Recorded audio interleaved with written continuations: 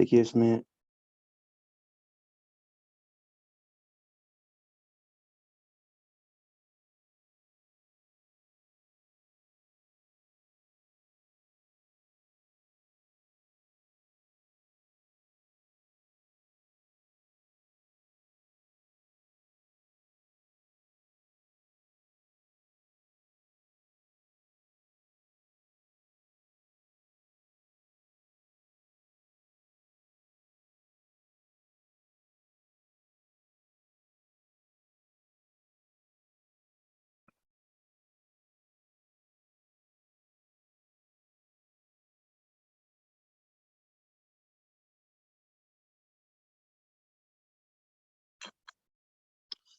चलिए, तो daily life examples of convection में हम बात कर रहे थे एयर कंडीशनर्स की।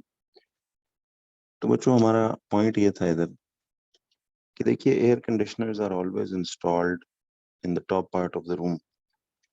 अब इन्हें टॉप पार्ट में लगाने का मकसद ये है कि देखिए जो गर्मियों में यानी in summers the hotter air जो पूरे कमरे में ही ऑलमोस्ट हॉट एयर ही है, लेकिन जो हवा है वो सपोज जो हॉटर है वो ऐसे टॉप पार्ट में ज्यादा है।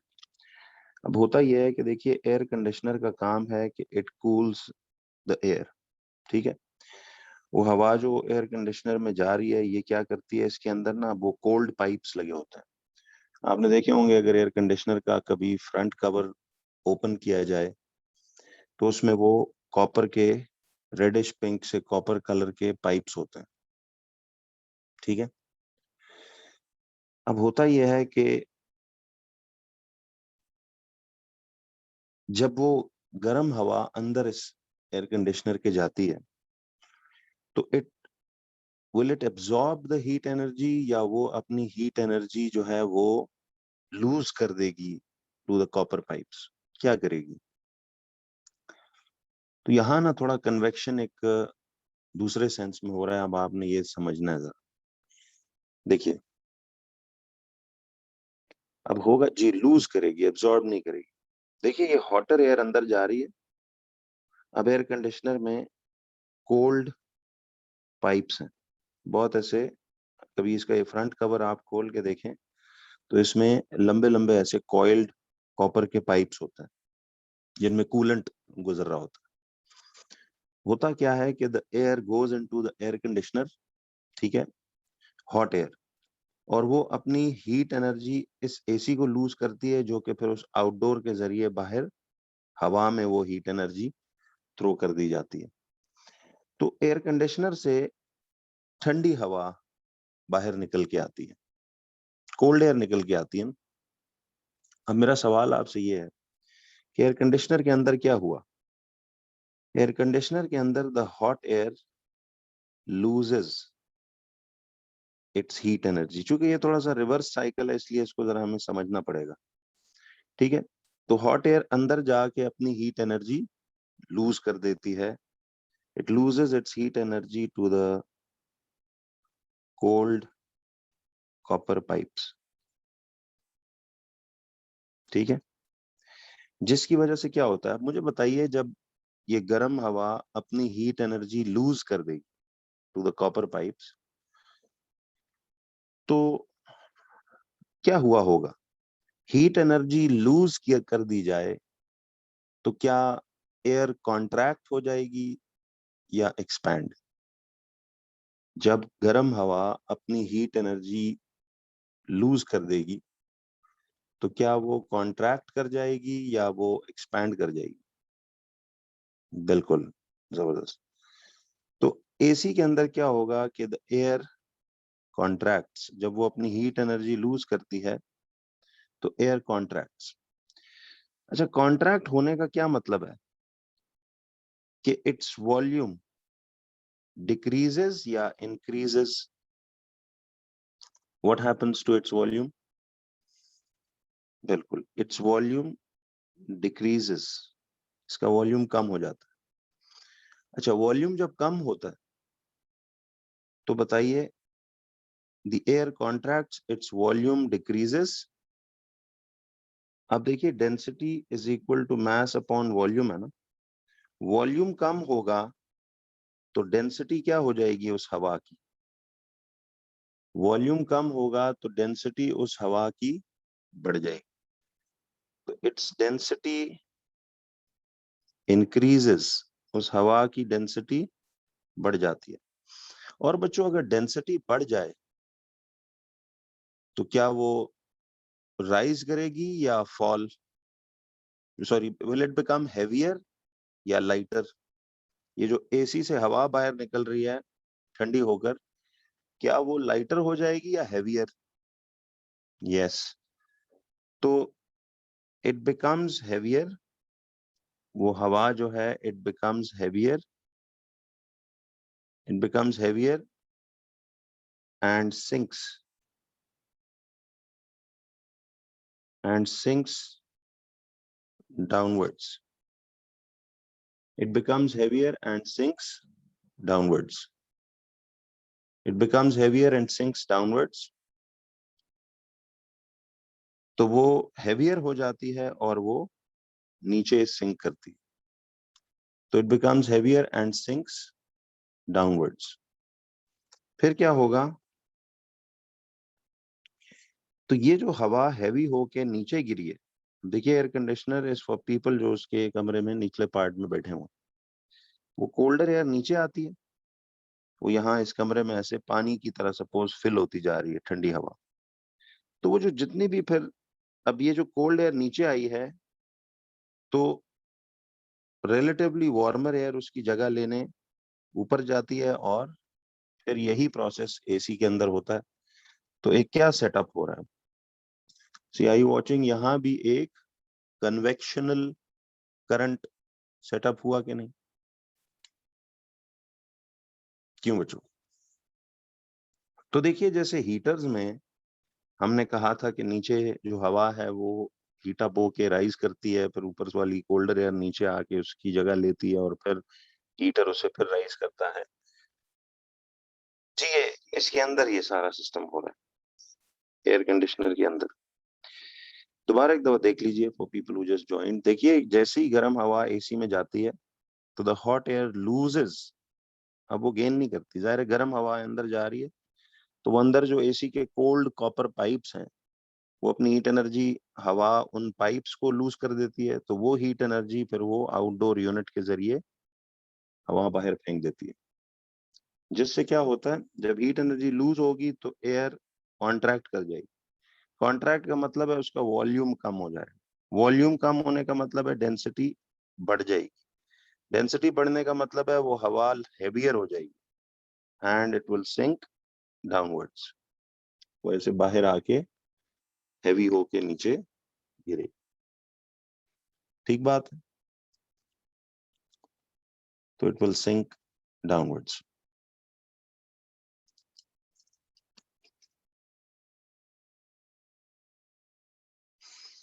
यहां तक क्लियर है सबको?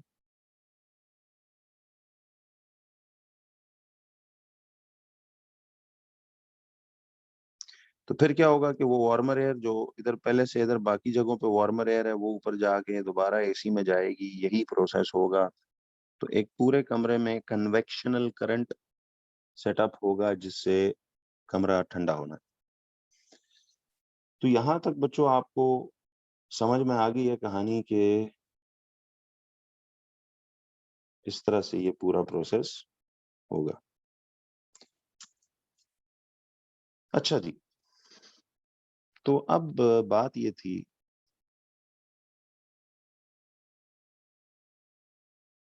जरा बताइए सबको क्लियर है ये?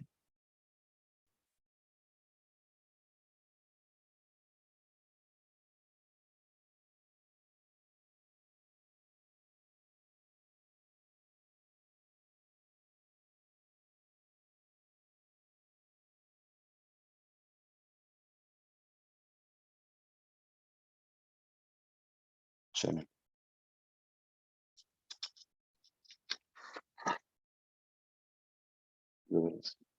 आगे चलिए जरा।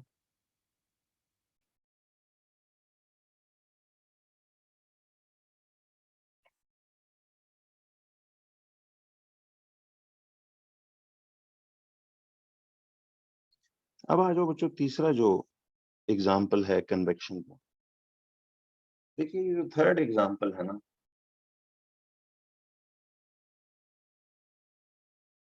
That was ventilation in coal mines. देखिए ये भी बड़ा एक प्रैक्टिकल तरीका है जहां कन्वेक्शन बड़ा हेविली यूज होता है। तो कन्वेक्शन का बच्चों प्रोसेस आपको समझ आना चाहिए कि कंडक्शन और कन्वेक्शन में क्या फर्क है। कंडक्शन हीट को एक जगह से दूसरी जगह पहुंचाने का तरीका है, बट सॉलिड्स में कंडक्शन में पार्टिकल्स एक्चुअली मूव नहीं करते, अपनी जगह पे ही वाइब्रेट करते करते एक पार्टिकल से दूसरे पार्टिकल हीट पहुंचाते हैं, और उसमें हीट पहुंचती है एक एंड ऑफ द सॉलिड से दूसरे एंड ऑफ द सॉलिड की तरफ due to temperature difference. Due to temperature difference.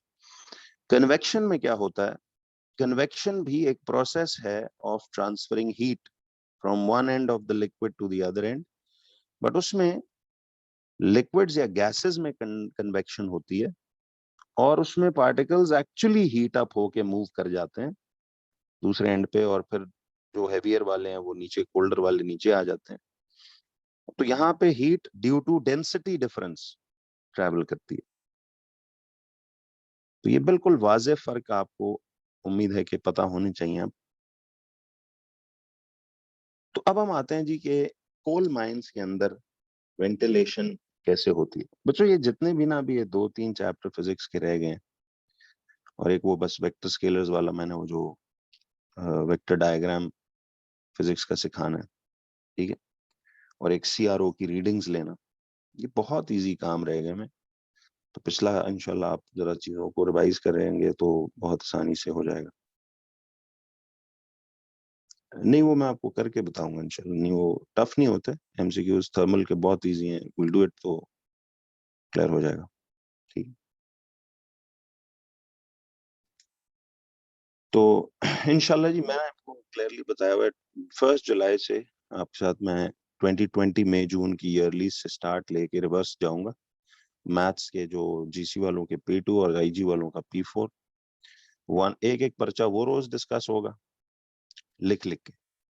उससे पहले एक तरह का आप पहले उसका मॉक कर लेंगे, फिर उसके बाद उसी पर्चे को हम ईमानदारी से डिस्कस करेंगे, और इसी तरह एक एमसीक्यू फिजिक्स का रोज, एक केमिस्ट्री का रोज।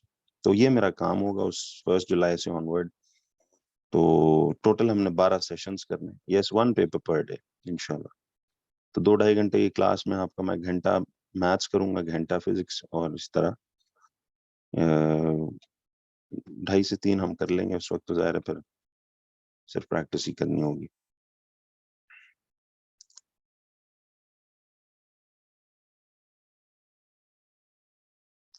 टाइट्रेशन का एक एटीपी में मेन वो जो उसकी कैलकुलेशंस वाली चीज थी, बाकी टाइट्रेशन की जो मैंने वीडियोस में आपको पूरी एक स्टार्टिंग बेस बताई है, वो आपने जरा पूरी करनी है और उसके बाद आगे। ठीक है।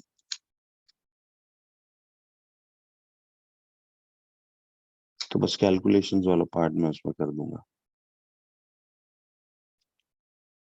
वेंटिलेशन इन कोल माइंस ये क्या होती है।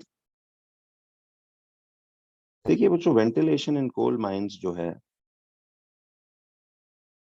आपने एक चीज देखनी है कि ये जो कोल माइंस होती हैं, यानी जो कोयला डिग आउट करने के लिए माइंस बनाई जाती हैं, या कोई भी मिसाल सॉल्ट माइंस हैं या कहीं भी माइनिंग जहां होती है, वहां वर्कर्स जो हैं वो अपने लिए फ्रेश एयर,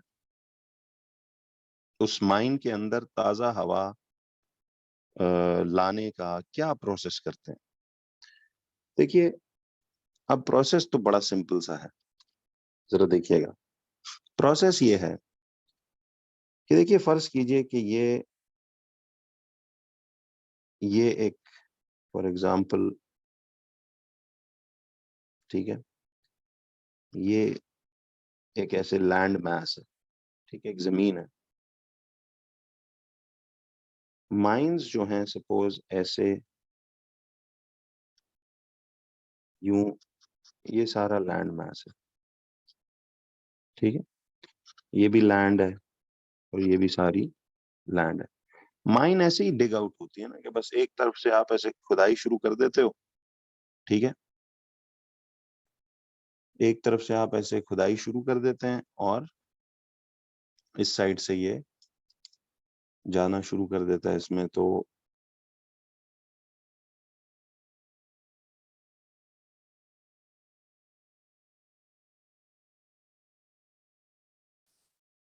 अब देखिए, जी बिल्कुल बताता हूँ अभी इसमें वो कैसे वो करते हैं। तो देखिए, यहाँ से आप जमीन में खुदाई शुरू करके अंदर एक टनल सी ऐसी यूं बना के तो परली एंड से फिर बाहर आ सकते हैं। अब ये जो इसमें सारे के सारे वर्कर्स हैं,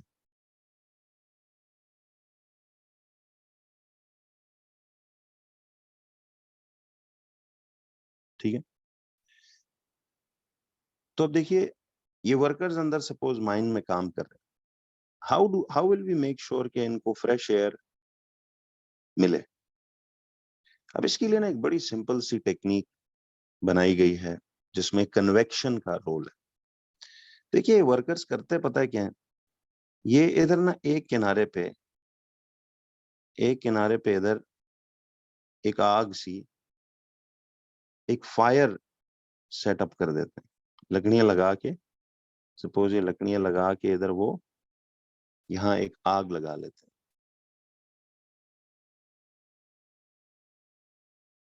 जी इसको समझ लें, आपके पास इसकी पीडीएफ्स भी भेजी हुई है मैंने। पीडीएफ में कुछ एक्स्ट्रा डिटेलिंग है जो वीडियोस में मैं बात ना बताऊं, इसका मतलब है वो सिलेबस की अब बात नहीं रही, बट पीडीएफ में सिर्फ उसको पढ़ भी लेंगे तो समझ आ जाए। जी अब जरा एक मिनट बताता हूँ। अच्छा एक बात बिल्कुल आप सही कर रहे हैं कि देखिए ये टेक्निक आपने उस माइन में नहीं लगानी जहां कोई ऐसी गैसेस हवा में हो जो आग पकड़ ले, ठीक है जी। तो जाहिर है उसमें तो फिर आप वो ऑक्सीजन मास्क पहना के वर्कर्स को भेजते हैं, लेकिन जनरली जो माइंस होती हैं उसमें ये टेक्निक, अगर कोई ऐसी गैस नहीं है हवा में जो आग पकड़ सके तो वहां हम ये टेक्निक लगा सकते हैं। तो all these workers do is कि एक कोने में ना वो यहाँ लकड़ियों से एक एक सुराख के नीचे ये जो एक ओपनिंग है, देखिए दीज आर दी ओपनिंग्स, ये ओपनिंग है माइन की और ये भी इस माइन की ओपनिंग है, ठीक है, ये भी इस माइन की ओपनिंग है और इस तरफ भी माइन की ओपनिंग है। तो अब होता क्या है कि यहाँ वो लकड़ियों को आग लगाते हैं, नहीं नॉर्मली ये दो साइडों से ओपन किया जाता है कि चले एक तरफ से हम डिगिंग करें, एक तरफ से उसको निकाल के बाहर वो कर लें, ठीक है। जो एक साइड वाली होती है उसमें तो फिर वो माइन वर्कर्स नीचे मास्क वगैरह पहन के जाते हैं जो सिलेंडर्स होते हैं। तो इस एंड के नीचे देखिए अगर आप आग लगा दें, ठीक, अब मेरा आपसे सवाल ये है कि यहाँ कन्वेक्शन कैसे काम कर रही है, समझे ऐसे ये सारा सिर्फ अंडरस्टैंडिंग की बात है, एक ही कहानी है जो बार बार कह लो रिपीट हो रही है। तो यहाँ होता क्या है बच्चों कि ये इस आग के गिर्द ये जो हवा है, इस आग के गिर्द ये जो हवा है, ये क्या करेगी, सी ये हवा इस हीट एनर्जी को क्या करेगी, एब्जॉर्ब, ठीक है, हीट एनर्जी को हवा एब्जॉर्ब करेगी। अब कन्वेक्शन का साइकिल याद है आपको, वही बात देखो बार बार रिपीट होगी, ये हवा उस हीट को एब्जॉर्ब करेगी। अच्छा जब एब्जॉर्ब करेगी तो मुझे बताएं कि उस हवा में एक्सपेंशन अकर होगी या द एयर विल कॉन्ट्रैक्ट, ये बार बार जरा जवाब देते रहे ताकि सीक्वेंस आपको कन्वेक्शन का याद हो जाए। जी सेम कॉन्सेप्ट, बिल्कुल तंदूर वाला भी यही कॉन्सेप्ट है, वो मैंने बल्कि पीडीएफ में एग्जांपल भी दी हुई। अब क्या होता है कि यहाँ से हवा हीट अप होके, see what you do is कि एक किनारे पे एक ओपनिंग के नीचे you set up the fire and all these workers can easily work throughout the day then. Now what happens is that the air around the fire, it will absorb the heat energy from this fire. And what will happen? It will expand. Once the air expands, expansion means the volume of the air will increase. Volume बढ़ेगा तो उसकी जो density है इस air की, density will decrease, density कम हो जाएगी। Density कम होगी तो it will become lighter, and when the air becomes lighter, ये सारी हवा जो इस एंड के नीचे है, ये सारी हवा जो इस एंड के नीचे है, ये राइज करके ऊपर चली जाएगी। ठीक, ये राइज करके ऊपर चली जाएगी। अच्छा, वंस इट गोज अपवर्ड्स, तो जब ये ऊपर चली जाती है तो क्या होगा? देखिए, अब ये सारी हवा इस किनारे से निकल के जब बाहर चली गई इस ओपनिंग से, तो मुझे बताएं यहां वैक्यूम तो क्रिएट नहीं होगा ना? उस हवा की जगह लेने यहां दूसरे किनारे से एयर रश करती हुई, ऐसे एक ब्लोइंग विंड की तरह दौड़ते हुए इधर से एयर, कोल्डर एयर मॉलिक्यूल्स भागते हुए आएंगे और इस गर्म हवा की जगह लेंगे। तो ये कोल्डर मॉलिक्यूल्स यहां से दौड़ते हुए आएंगे और इस गर्म हवा की क्या लेंगे? यहां से जगह लेंगे। क्या ख्याल है? फिर उस हवा के साथ भी, तो फ्रेश एयर इस एंड से, see the fresh air from this and will come running like this, and then again it will undergo the same process once it comes in contact with the fire, and again it will rise upwards. फिर उधर से और fresh air अंदर आएगी, तो एक पूरा कौन सा साइकिल सेटअप हो गया? बताइए, कौन सा साइकिल सेटअप हो गया? इस साइकिल को हम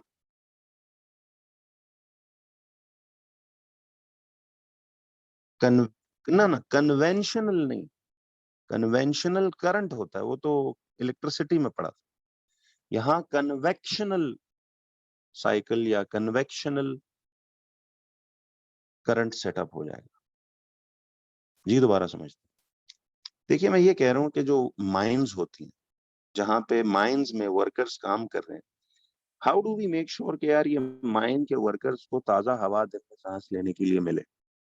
होता यह है कि वो सिंपली दो ओपनिंग्स होती है ना माइंस में, तो एक ओपनिंग के नीचे वो सिंपली लकड़ियां रख के आग लगा देते। इसे सिर्फ समझिए, ये जो हवा है उसके गिर्द, ये हवा उस हीट एनर्जी को क्या करती है? एब्जॉर्ब, उस हीट एनर्जी को एब्जॉर्ब करती है। अच्छा, जब ये हीट एनर्जी को एब्जॉर्ब करती है तो बताइए कि उस हवा में क्या कॉज होगा? एक्सपेंशन। एक्सपेंशन कॉज होगी तो उसका वॉल्यूम बढ़ जाएगा। क्यों? वॉल्यूम बढ़ जाएगा। अच्छा, वॉल्यूम जब बढ़ेगा तो उसकी डेंसिटी हवा की कम हो जाएगी। डेंसिटी कम होगी तो इट विल बिकम लाइटर। जो वो कन्वेक्शनल करंट का पूरा बुलेट पॉइंट्स नहीं थे, वो हवा लाइटर होकर it will rise upwards. Yes, ये क्यों उलट होता है? बिकॉज डेंसिटी का फॉर्मूला याद है ना, मास अपॉन वॉल्यूम है। तो वॉल्यूम अगर उसका बढ़ता है तो डेंसिटी कम हो जाती है, इनवर्स है इसलिए, और इट बिकम्स लाइटर, और वो सारी हवा जो आग से गर्म हुई है, हॉट एयर राइजेस, वो ऊपर उठ के चली जाएगी। अब यहां से जब हवा सारी ऊपर चली गई तो जाहिर है इधर वैक्यूम तो नहीं क्रिएट होता। बिल्कुल। तो क्या होगा कि एकदम यहां से दौड़ती हुई फ्रेश एयर, कोल्डर एयर, जी राइट साइड से देखिए, एयर गर्म होके सारी इस ओपनिंग से बाहर निकल जाएगी। बिल्कुल सही है। तो उसकी जगह लेने इस साइड से फ्रेश हवा अंदर दौड़ते हुए आएगी और उसकी जगह लेके वो हवा, तो यानी एक फ्रेश एयर ऐसे ब्लो करती हुई आ रही है, तो जाहिर है ये सांस भी ले सकेंगे आराम से। ठीक है, वो सांस भी ले पाएंगे। फिर वो हवा भी उसी प्रोसेस से गुजरेगी, गर्म होके ऊपर राइज कर जाएगी, फिर और ताजा हवा। तो थ्रू आउट द डे एक पूरा ऐसे कन्वेक्शनल करंट या साइकिल सेटअप हो जाएगा। क्यों बच्चों? ऐसे ही है ना?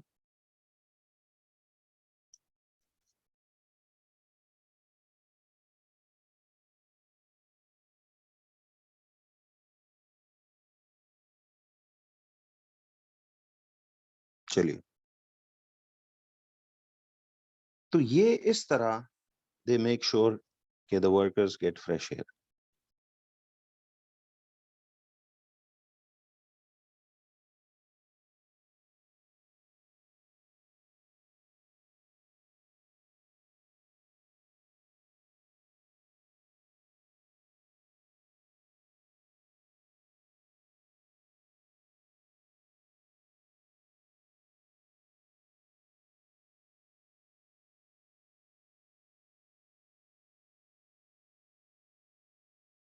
जी आएंगे उस पर, वो तो रेडिएशन पूरा एक प्रोसेस है। अब आ जाइए बच्चों, जो एक बड़ा अहम और जबरदस्त कॉन्सेप्ट है, लैंड एंड सी ब्रीजेस।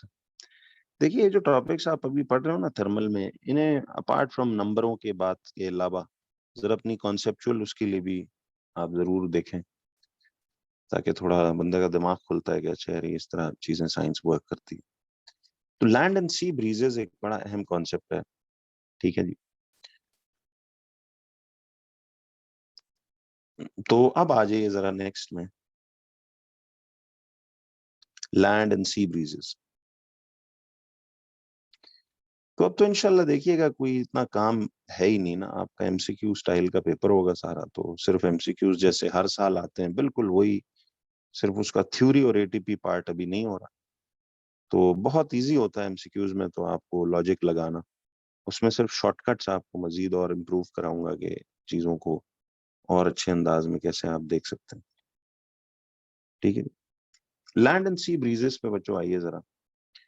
अच्छा, लैंड एंड सी ब्रीजेस पे जाने से पहले एक छोटा सा नोट मैं आपको पहले एक्सप्लेन करता जाऊं। आपकी देखिए बच्चों, साइंस अब तक जो पढ़कर आए हो, बुनियादी जितनी भी हम बचपन से अब तक हमने बोले उसमें पढ़ी है, मुझे एक बात बताइए, आपके ख्याल में सॉलिड और लिक्विड में से ज्यादा जल्दी, यानी फर्ज करो मैं अगर एक जितना मास ऑफ सॉलिड और एक जितना मास ऑफ लिक्विड, फर्ज करो ये 100 ग्राम कोई सॉलिड है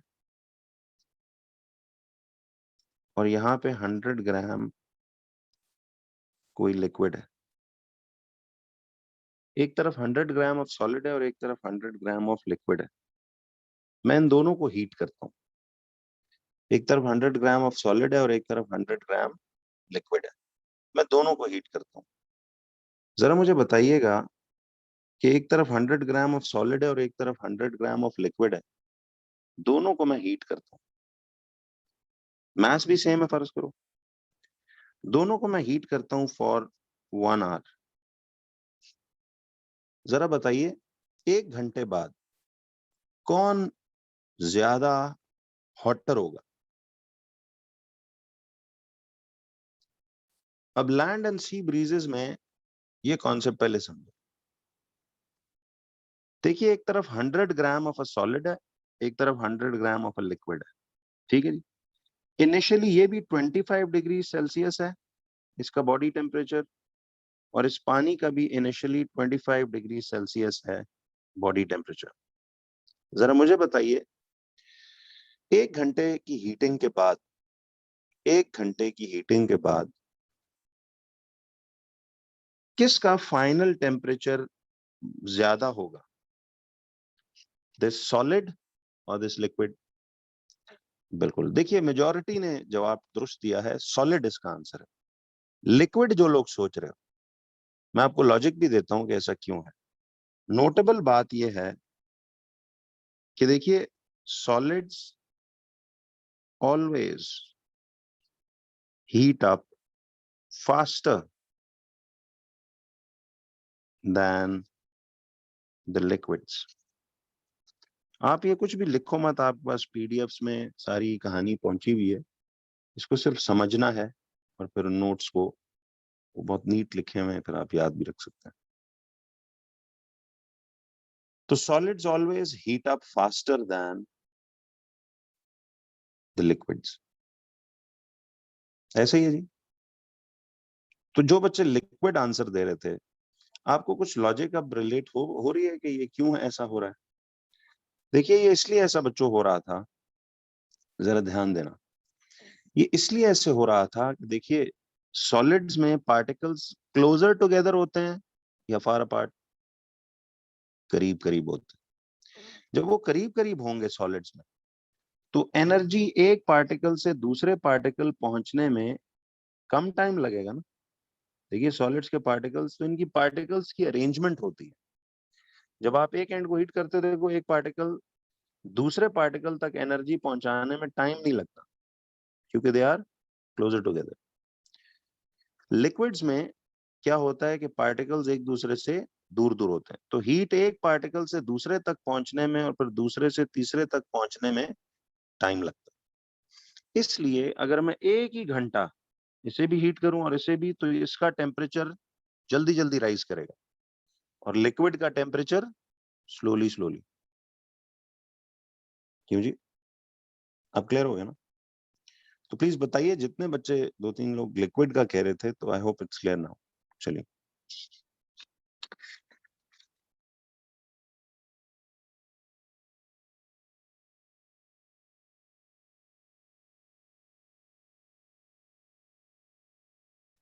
अब एक इसी का और नोट पहले देखते हैं, फिर मैं लैंड एंड सी ब्रीजेस आपको बड़ा क्लियरली और इजीली समझा पाऊंगा।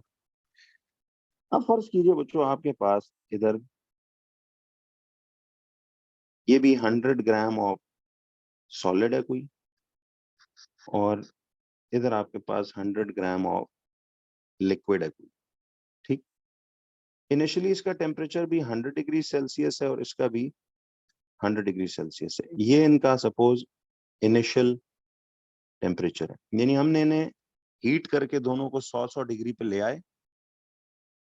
Now we are allowing them to cool, allow them to cool for 1 hour। जरा मुझे बताएं कि अब अगर we allow them to cool for 1 hour, तो ठंडा भी जल्दी कौन होगा? घंटे बाद किसका टेम्परेचर लोअर होगा और किसका फिर भी थोड़ा हायर होगा?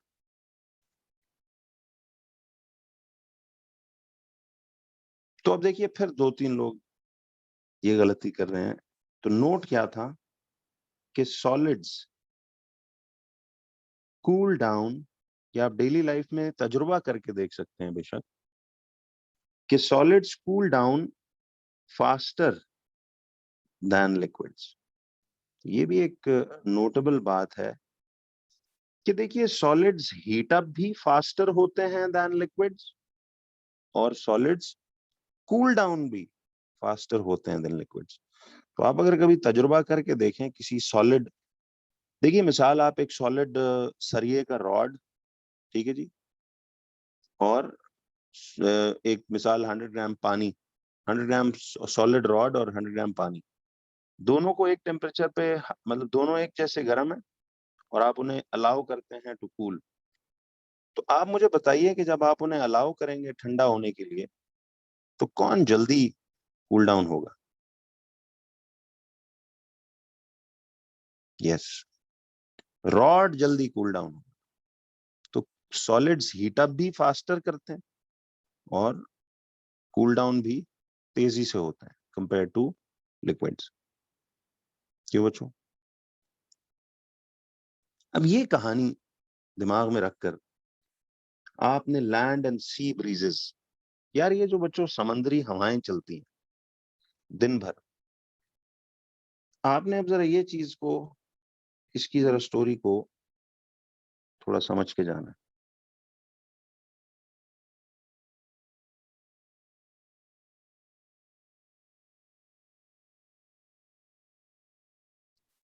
देखिए ये आपके पास सपोज लैंड है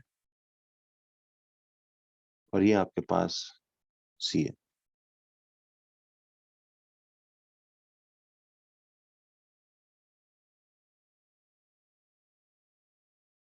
जी बिल्कुल, बेसिकली वो जल्दी कूल डाउन और जल्दी हीट अप होते हैं। सपोज अभी हमारे पास वो लैंड है, ये वो समंदर का साहिल है, ठीक है, और ये सी है। अब लैंड बेसिकली एक सॉलिड चीज है और सी जो है दिस इज अ लिक्विड चीज। अच्छा, अब आपने मुझे बच्चों एक बात बतानी है कि डे टाइम में, दिन भर,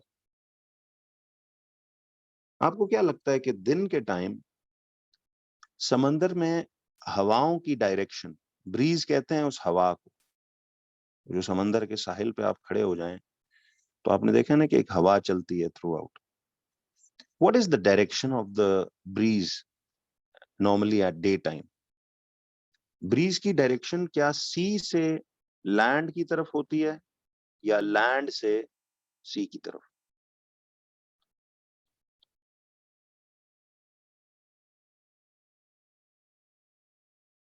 यस.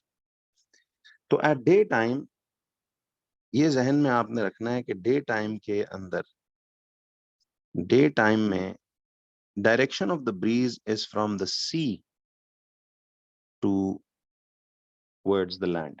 सी से लैंड की तरफ हवा चलती है. अब ये क्यों होता है? तो इसमें प्योरली कन्वेक्शन का ताल्लुक है. अब वो क्या होता है जरा ये देखिए. सी व्हाट हैपेंस इज कि दिन के टाइम में एक हीटिंग सोर्स है हमारी आसमान में, इसको सन कहते हैं. ऐसे ही है. होगा क्या, जरा गौर कीजिएगा. मुझे एक बात बताएं बच्चों, ये सन दिन के टाइम लैंड और सी दोनों को एक जैसी हीट थ्रो करती है या अनइक्वल?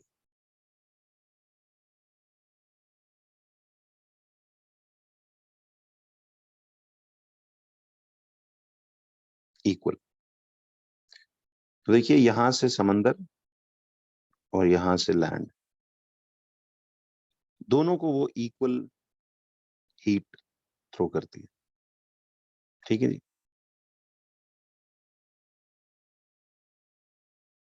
अब होगा क्या कि दिन के टाइम सूरज इक्वल हीट थ्रो करता है लैंड एंड सी को.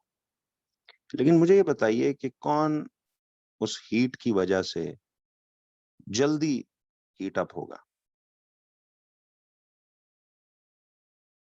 बिल्कुल लैंड, क्योंकि ये सॉलिड है.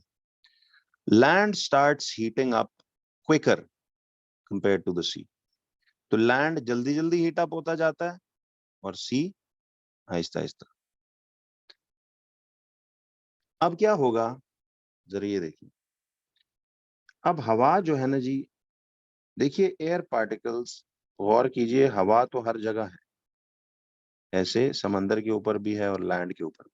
समझिए इसे. तो लैंड चूंकि सॉलिड है तो it heats up faster and sea is a liquid so it heats up slower.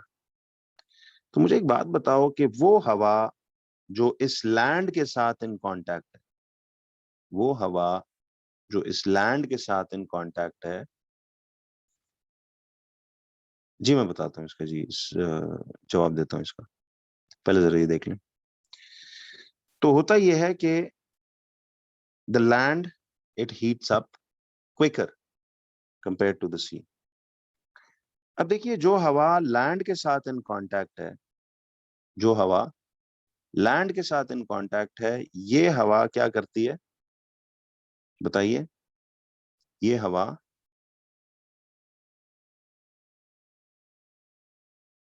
जो लैंड के साथ इन कांटेक्ट है, बताइए ये हवा ज्यादा हीट अप होगी लैंड से हीट एब्जॉर्ब करके, या ये समंदर वाली हवा ज्यादा हीट अप होगी?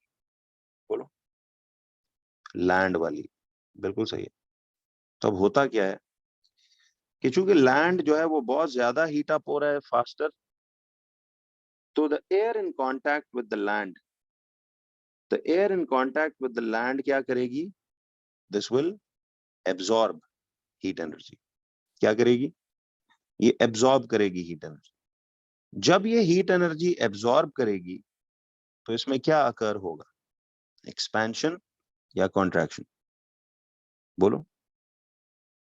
एक्सपेंशन. एक्सपैंड होगी जब ये हवा, तो what will happen? Will it rise upwards? वही सारा कन्वेक्शनल साइकिल. ये जल्दी एक्सपैंड, देखिए ना, अब ये चूंकि लैंड ज्यादा गर्म है So the air in contact with the land will absorb the heat energy from the land. It will expand. Its volume will increase. Its density will decrease. This air in contact with the land will become lighter and will rise. Kahan? It will rise upwards like this.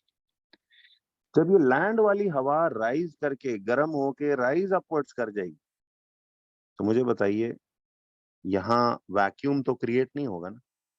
इस हवा की जगह लेने, to take its place, कहां से हवा के particles दौड़ते हुए आएंगे? बिल्कुल, तो ये समंदर से हवा के पार्टिकल्स ऐसे रश करते हुए दौड़ते हुए आएंगे टुवर्ड्स द लैंड। तो एक मुसलसल ब्रीज, फिर यही होगा, ये हवा भी गर्म होकर राइज कर जाएगी, फिर वहां से सी से और हवा आके ब्लो करेगी, तो एक कन्वेक्शनल करंट सेटअप हो गया। तो through out the day land वाली हवा गर्म होकर राइज होती जाएगी, समंदर से हवा दौड़ के आती जाएगी। तो जब एयर पार्टिकल्स दौड़ते हुए आएंगे तो एक ब्रीज फील नहीं होगी। इसलिए थ्रू आउट समंदरों में दिन के टाइम आप कभी साहिल पे खड़े होके देखें तो हवा चलती रहती है। ठीक है,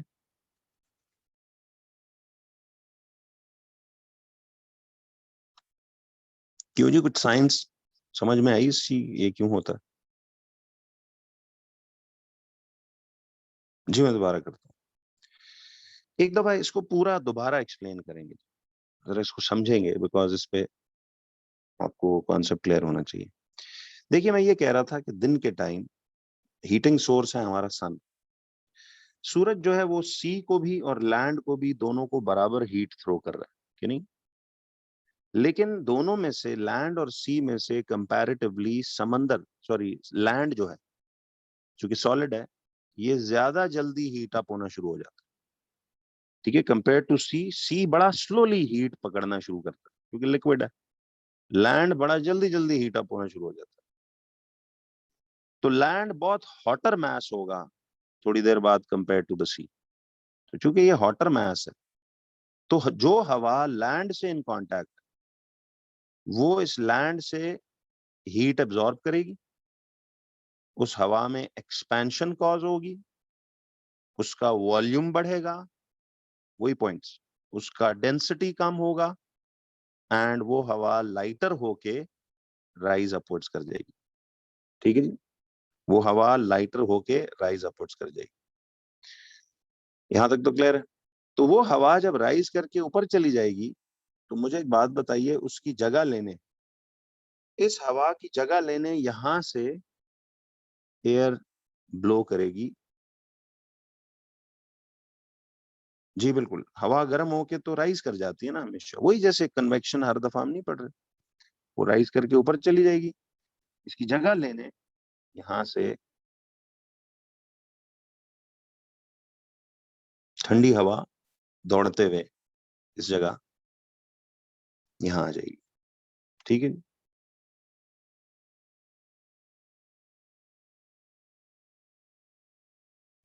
तो फिर वो हवा इसकी जगह दौड़ते हुए लेने आएगी, तो फिर इसीलिए हमें लैंड के ऊपर खड़े होके हवा चलती हुई महसूस होती है। तो रोज हम फील करते हैं कि एक मुसलसल हवा हमें ब्लो होते हुए महसूस होती है कि नहीं? तो डे टाइम में इसीलिए समंदर में हवाओं की डायरेक्शन सी से लैंड की तरफ हवा चलती है। तो उसकी लॉजिक ये, क्यों जी?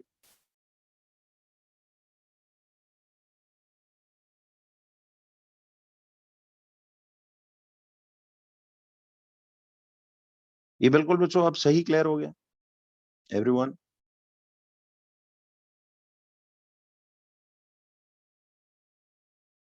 चलो, अब जरा नाइट टाइम की कहानी भी सुन लो। जी बिल्कुल, आप लोगों ने बच्चों ज्योग्राफी में एक कॉन्सेप्ट पढ़ा होगा, वेदर के, क्लाइमेट के चैप्टर में, कन्वेक्शनल विंड्स। कन्वेक्शनल विंड्स पढ़ते थे ना आप? तो वो कन्वेक्शनल विंड्स यही कहानी, कि लैंड का मैस एक जगह जहां गर्मी ज्यादा पड़ रही है, वहां हवा जो है वो गर्म होकर राइज करती है, तो ठंडे इलाकों से, कंपैरेटिवली ठंडे इलाकों से हवा उसकी जगह लेने दौड़ रही होती है। तो इसीलिए बीच में जो लोग आते हैं उनको फील होता है जैसे हवा चल रही है। तो वो कन्वेक्शनल विंड्स बेसिकली यही चीज है। या जो आप वो पढ़ते थे मैरी टाइम इफेक्ट, कि समुद्री इलाकों में हर वक्त हवा चलती रहती है, ये टर्म पढ़ी होगी ना ज्योग्राफी में, मैरी टाइम इफेक्ट। जी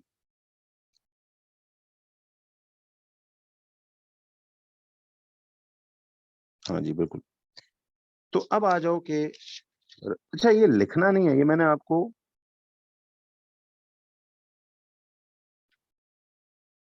उस पीडीएफ के अंदर आपको पूरी स्टोरी लिख कर दी हुई है, यही बुलेट पॉइंट्स जो कन्वेक्शन में हर दफा यूज होते हैं। अब नाइट टाइम में क्या हो रहा है, जरा आप ये समझिए कि what happens at the night time. देखें, अब रात के वक्त स्टोरी है कि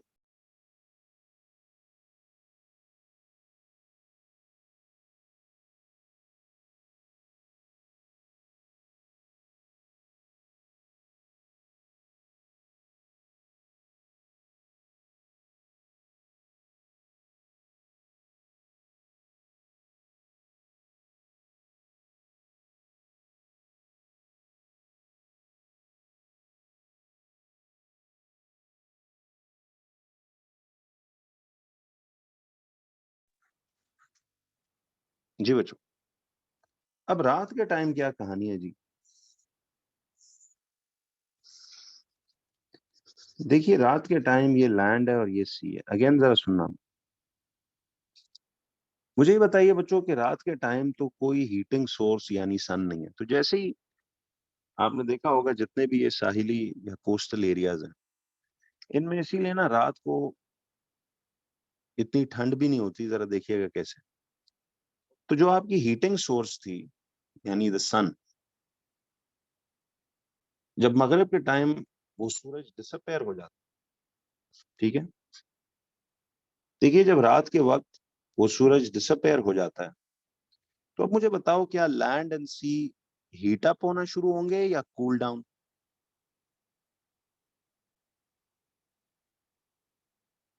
यस, तो लैंड और सी दोनों कूल डाउन होना शुरू होंगे। अब मुझे बताएं कि लैंड कूल्स डाउन क्विकर, ऐसे ही है ना, लैंड जो है वो cool down quicker cool down होगा compare to the sea. Sea cools slower या स्लोली। तो लैंड गर्म भी जल्दी होता है, कूल डाउन भी जल्दी होता है। तो मुझे बताएं कि अब रात के टाइम क्या होगा कि देखिए आपका लैंड का टेम्परेचर लो है, सी का कंपैरेटिवली थोड़ा हाई होगा। तो मुझे बताओ कि अब वो हवा, यानी देखिए थोड़ी देर के बाद लैंड जो है वो एक कोल्डर बॉडी होगा और सी कंपैरेटिवली एक वार्मर बॉडी होगा। ऐसे ही है, ये आप समझ रहे हो सही बात जो मैं कह रहा हूँ, कि लैंड जो है वो कोल्डर होगा और सी चूंकि स्लोली स्लोली ठंडा हो रहा है, तो वो दिन भर जो गर्मी उसने एब्जॉर्ब की हुई है वो चूंकि उसे छोड़ भी आहिस्ता आहिस्ता रही है, तो फिर ये कंपैरेटिवली वार्मर होगा सी। क्यों जी, ऐसे ही है बच्चों। गायब हो गए हो सारे, जवाब नहीं आ रहा। अच्छा, तो अब मुझे बताओ कि ये अगर वार्मर है, तो अब जो हवा इस सी के साथ इन कांटेक्ट है, जो हवा इस सी के साथ इन कांटेक्ट है,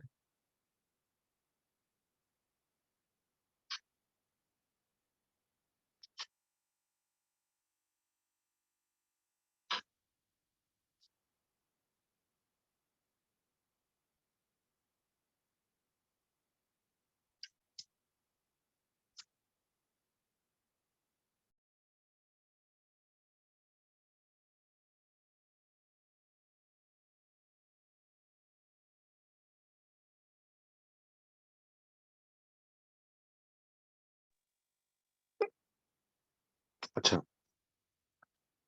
तो देखिए जो हवा इस सी के साथ इन कांटेक्ट है, अब चूंकि सी वार्मर है कंपैरेटिवली, तो वो इस समंदर से क्या करेगी, हीट एब्जॉर्ब करेगी।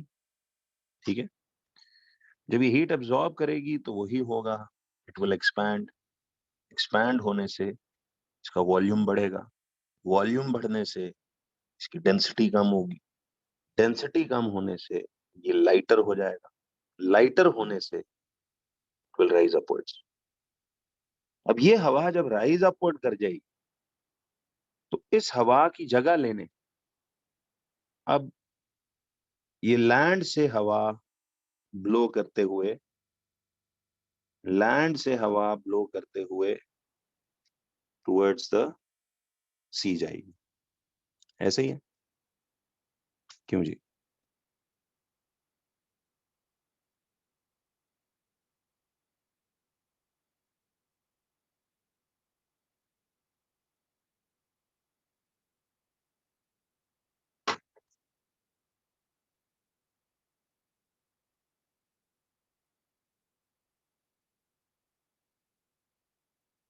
जी बिल्कुल। तो ये विंड्स इसी तरह बेसिकली क्रिएट होती। तो खैर ये डे टाइम आप समझ लें तो राइट, नाइट टाइम तो फिर उसके ऑपोजिट एक चीज है। क्यों बच्चों? फेयर इनफ, या एक बार रिपीट करूं?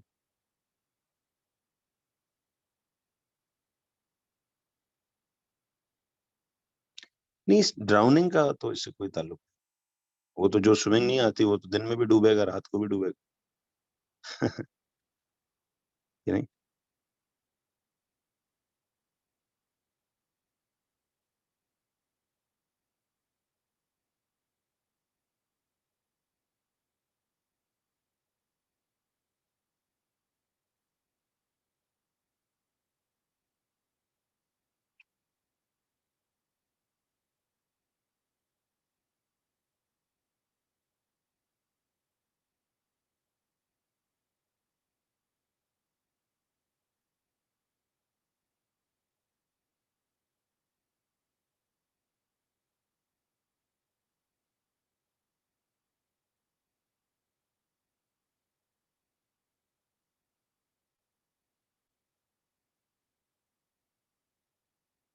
नहीं, ब्रेक नहीं, वैसे थोड़ा एब्जॉर्ब करने का टाइम दे रहा।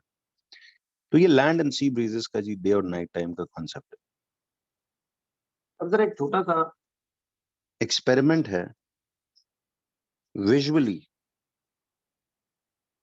तो experiment to show convection taking place. एक छोटा सा तजुर्बा है कि कन्वेक्शन कैसे होती है आंख से देखने का। अब ये तो एयर है ना, क्योंकि इनविजिबल पार्टिकल्स है, हमें नजर नहीं आते। तो अब आपको जरा इसकी एक तजुर्बा करके दिखाएंगे कि कन्वेक्शन अकर होती है। तो experiment to show convection taking place. जी बिल्कुल। तो अब आपने करना यह है बच्चों,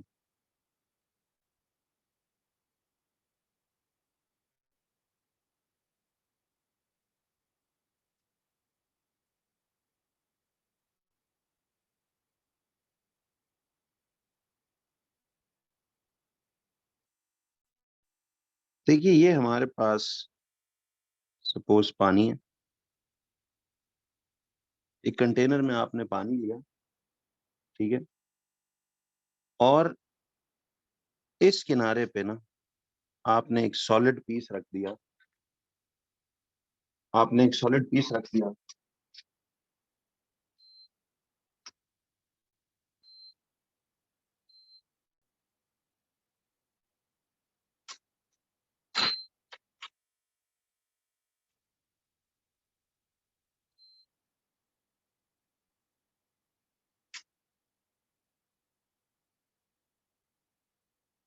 देखिए ये आपने ना एक सपोज यहाँ एक सॉलिड पीस ऑफ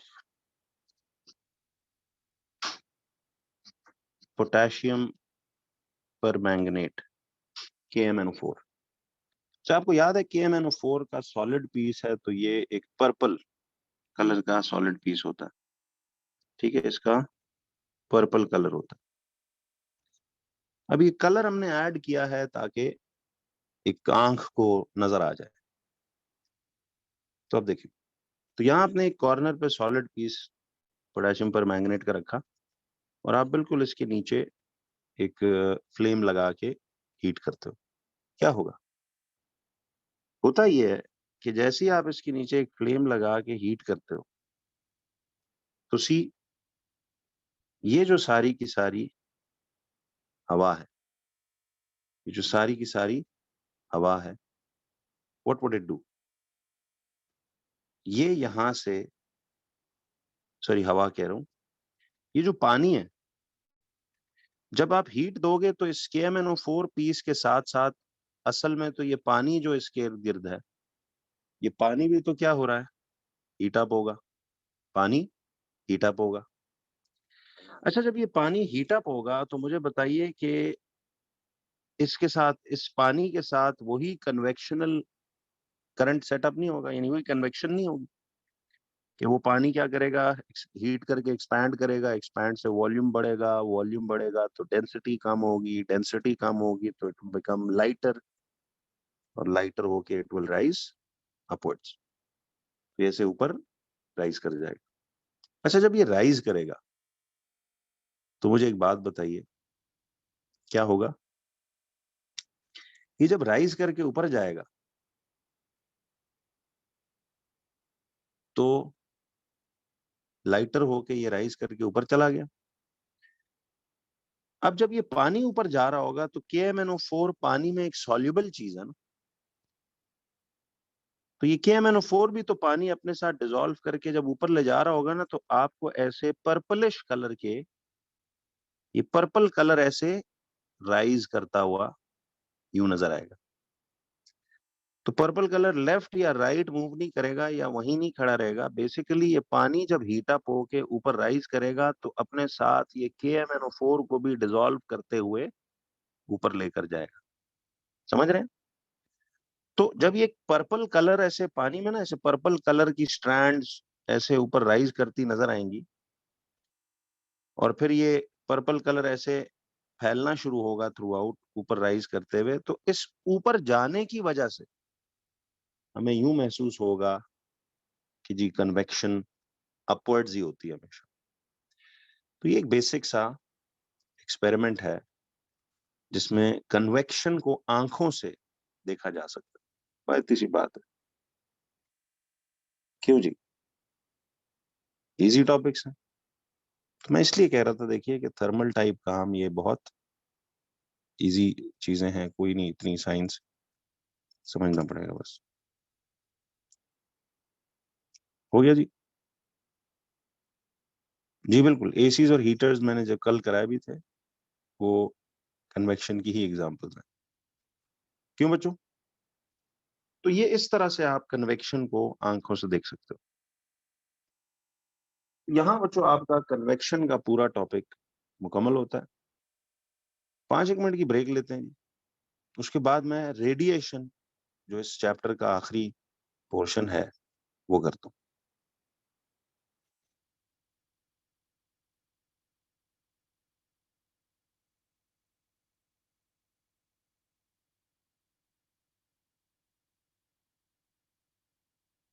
चलिए, अच्छा बच्चों, अब आइए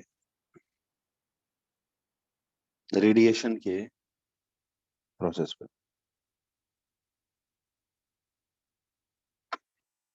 ये अगर आप हिसाब लगाएं तो मेरी पर सब्जेक्ट इतनी ही बनती है क्लास।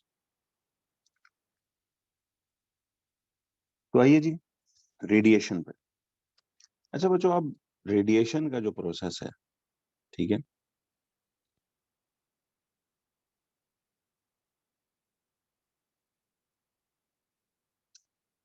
देखिए रेडिएशन आपने वर्ड पढ़ना है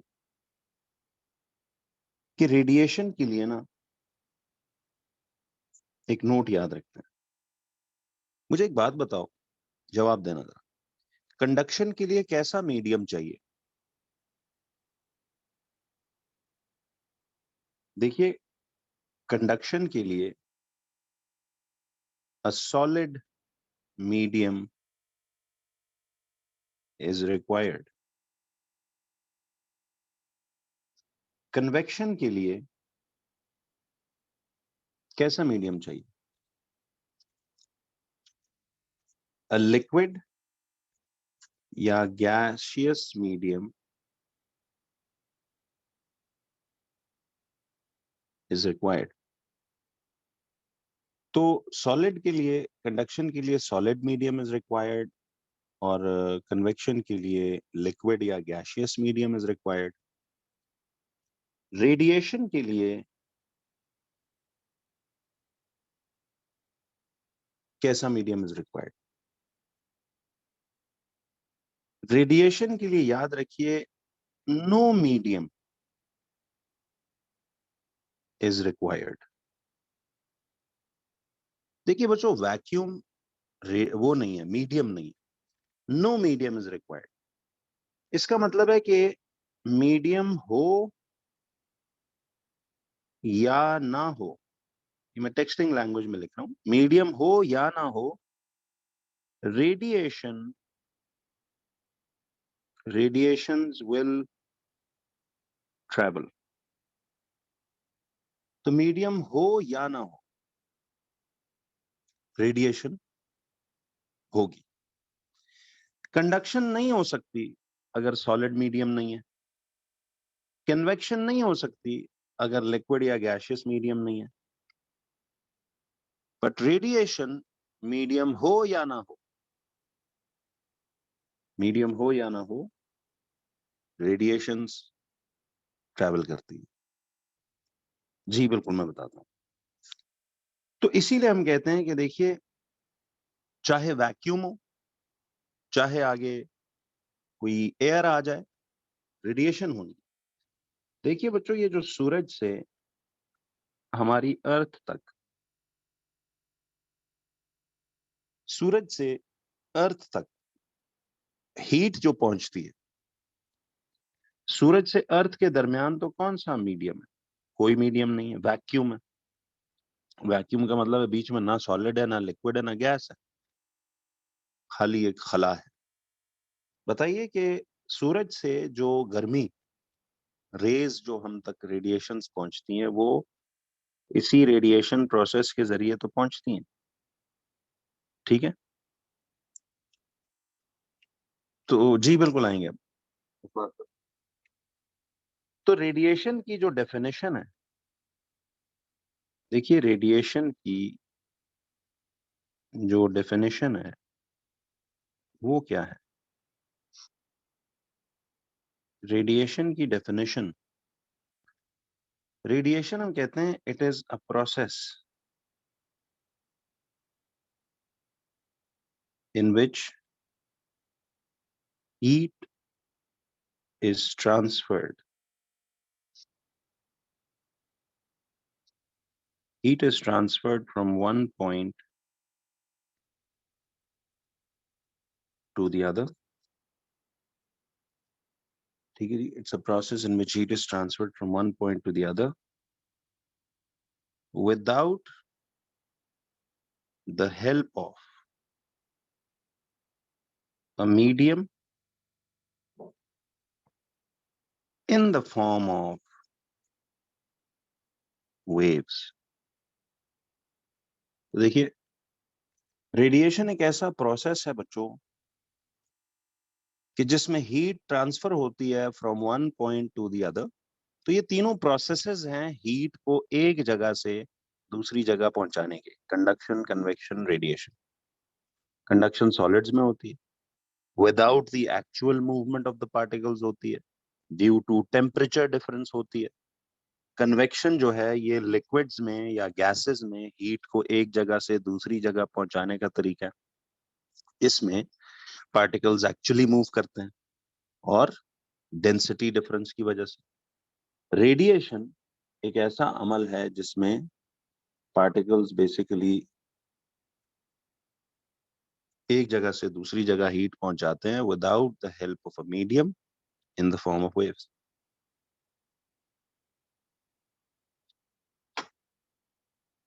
क्यों जी?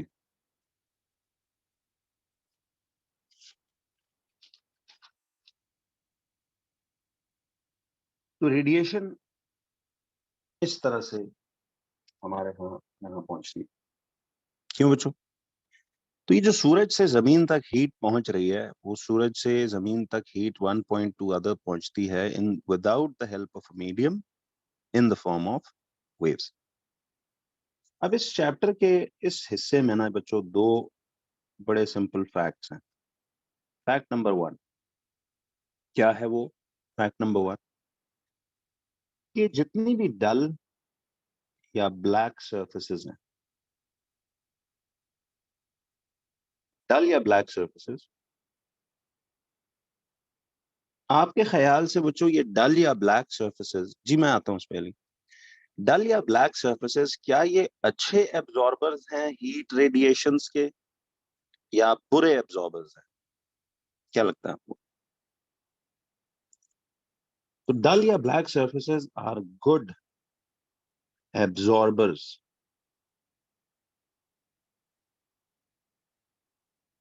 Of heat radiations. Dull या black surfaces are good absorbers of heat radiations, whereas white या shiny surfaces,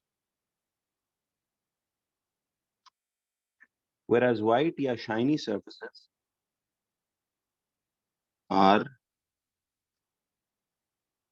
bad absorbers.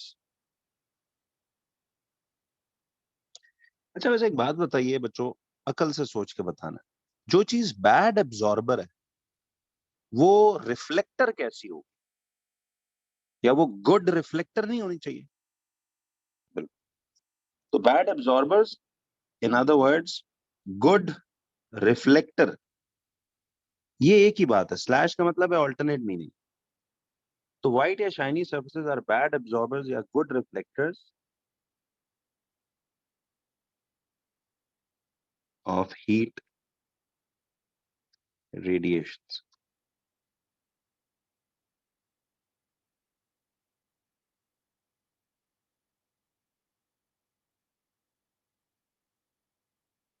क्यों बच्चों?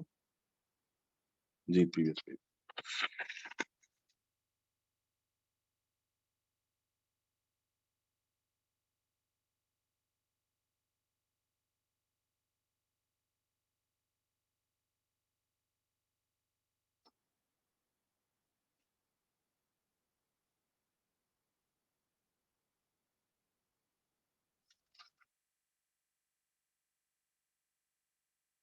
बच्चों फैक्ट नंबर 1 है dull black surfaces are good absorbers of heat radiations, whereas white shiny surfaces are bad absorbers या good reflectors of heat radiations.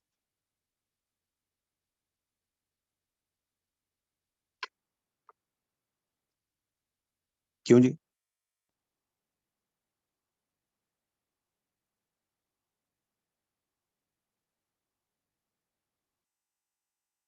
यहां तक clear है बच्चों? चलिए अब देखिए यहां तक जो आपने कॉन्सेप्ट देखा कि dull black surfaces are good absorbers of heat radiations, whereas white या shiny surfaces are bad absorbers या good reflectors of heat radiations, ये एक फैक्ट है। देखिए फैक्ट्स बनते हैं obviously after a proved experiment. इस फैक्ट को पहले तो आप जरा माइंड में बिठा लें। आप देखिएगा थर्मल के, ऑप्टिक्स के और वेव्स के एमसीक्यूज इतने आसान होते हैं कि आपकी सोच है, सिर्फ उसका कॉन्सेप्ट जहन में होगा तो आपको देखना मैं एक एक सवाल इंशाल्लाह कराऊं। एमसीक्यूज में बच्चों आप फुल स्कोर भी ले सकते हो, बट इंशाल्लाह जो थ्रेशोल्ड्स थे आपने आई होप देखे होंगे, तो आपको बड़ी इंकरेजमेंट हुई होगी। बट जरूरी नहीं है कि हम उस थ्रेशोल्ड की मिनिमम पे ही आए। जी शुक्रिया हसन, थैंक यू।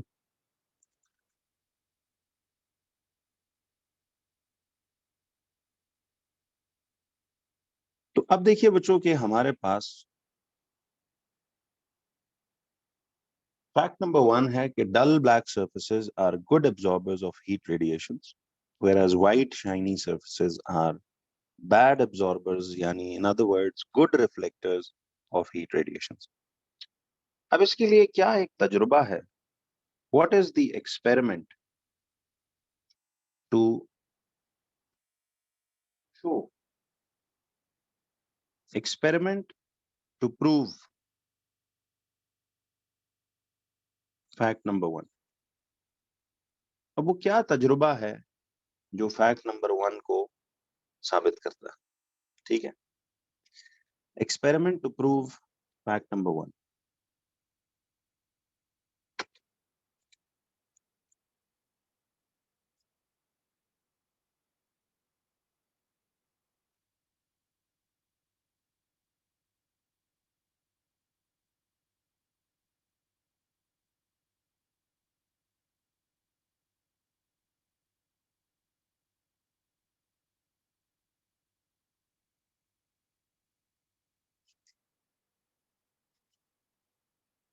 इसके लिए बच्चों एक बड़ा ना सिंपल सा एक्सपेरिमेंट, अब जरा आप इसको समझिएगा। ये मैंने उस पीडीएफ में पूरा लिख कर दिया हुआ, अभी समझना है। देखिए ये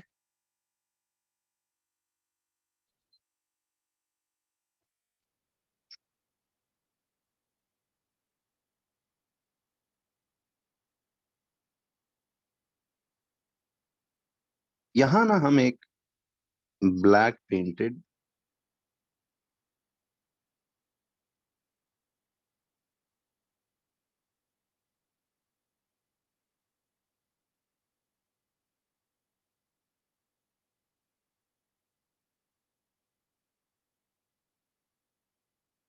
एक ब्लैक पेंटेड मेटल प्लेट है और इसको ना हम एक वाइट पेंटेड मेटल प्लेट। अब ये दोनों प्लेट्स बिल्कुल आइडेंटिकल हैं, यानी सपोज दोनों मेटल प्लेट्स हैं, एक ही जैसे मेटल की बनी हुई हैं, एक ही जैसा इनका साइज, थिकनेस, लेंथ, ब्रेड्थ सब एक है। बट हमने एक पे, अब चूंकि हम कलर का इफेक्ट देख रहे हैं ना, तो एक को ब्लैक पेंट कर दिया अंदर बाहर से, एक को व्हाइट पेंट कर दिया। फिर आपने क्या करना है, देखो बच्चों ये जो मोमबत्ती की वैक्स नहीं होती, आप जैसे इस प्लेट को ऐसे हॉरिजॉन्टल लिटा के ना इस पे कैंडल वैक्स, ऐसे लिक्विड वैक्स फेंक के उसमें एक लकड़ी का पीस ऐसे आप इसमें, ये एक वुडन कॉर्क है, ठीक है, एक वुडन कॉर्क आप ऐसे उसको टांग दें। इसी तरह से इधर भी एक वैक्स और एक इधर, तो ये वैक्स है, वो कैंडल वैक्स है और ये वुडन कॉर्क है। देखें आप उस वैक्स को थोड़ी देर आप अलाउ करें ऐसे, यानी थोड़ी सी वो मोमबत्ती की वैक्स फेंक के ना इसमें लकड़ी का पीस ऐसे चिपकाए रखो, तो जैसे ही वो वैक्स फ्रीज होगी तो ये वुडन कॉर्क को होल्ड नहीं कर लेगी। Are you getting me? तो ये वैक्स है और इसके साथ ऐसे ये वुडन कॉर्क हमने यूं लटका दिया। समझ आ रहा है सेटअप? और फिर इन दोनों प्लेटों को ऐसे सीधा वर्टिकल पकड़ लिया और दरमियान में इधर आप एक कैंडल या बेशक एक बंसन बर्नर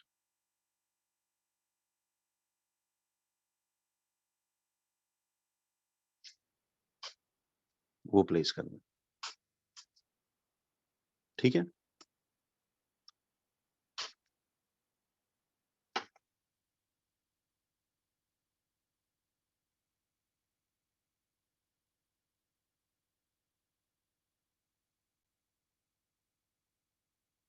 क्यों जी?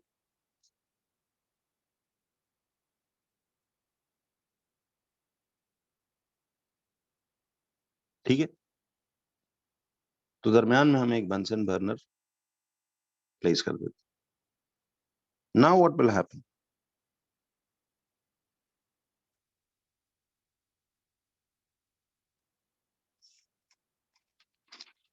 अब ये एक सेटअप आपने इसको समझना है।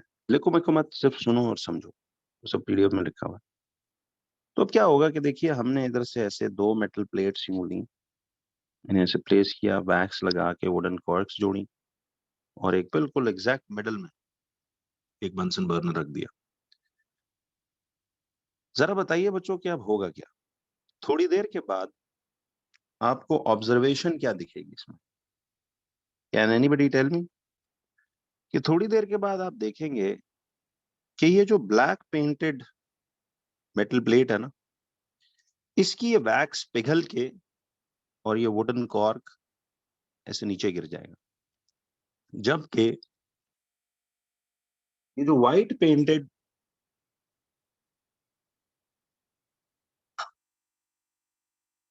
पेंटेड प्लेट है,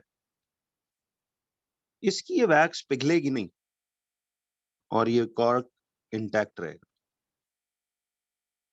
तो ये जो वैक्स है, this will fall and the cork is going to fall down, जबकि ये जो वैक्स है ये इंटैक्ट रहेगी। तो मुझे बताइए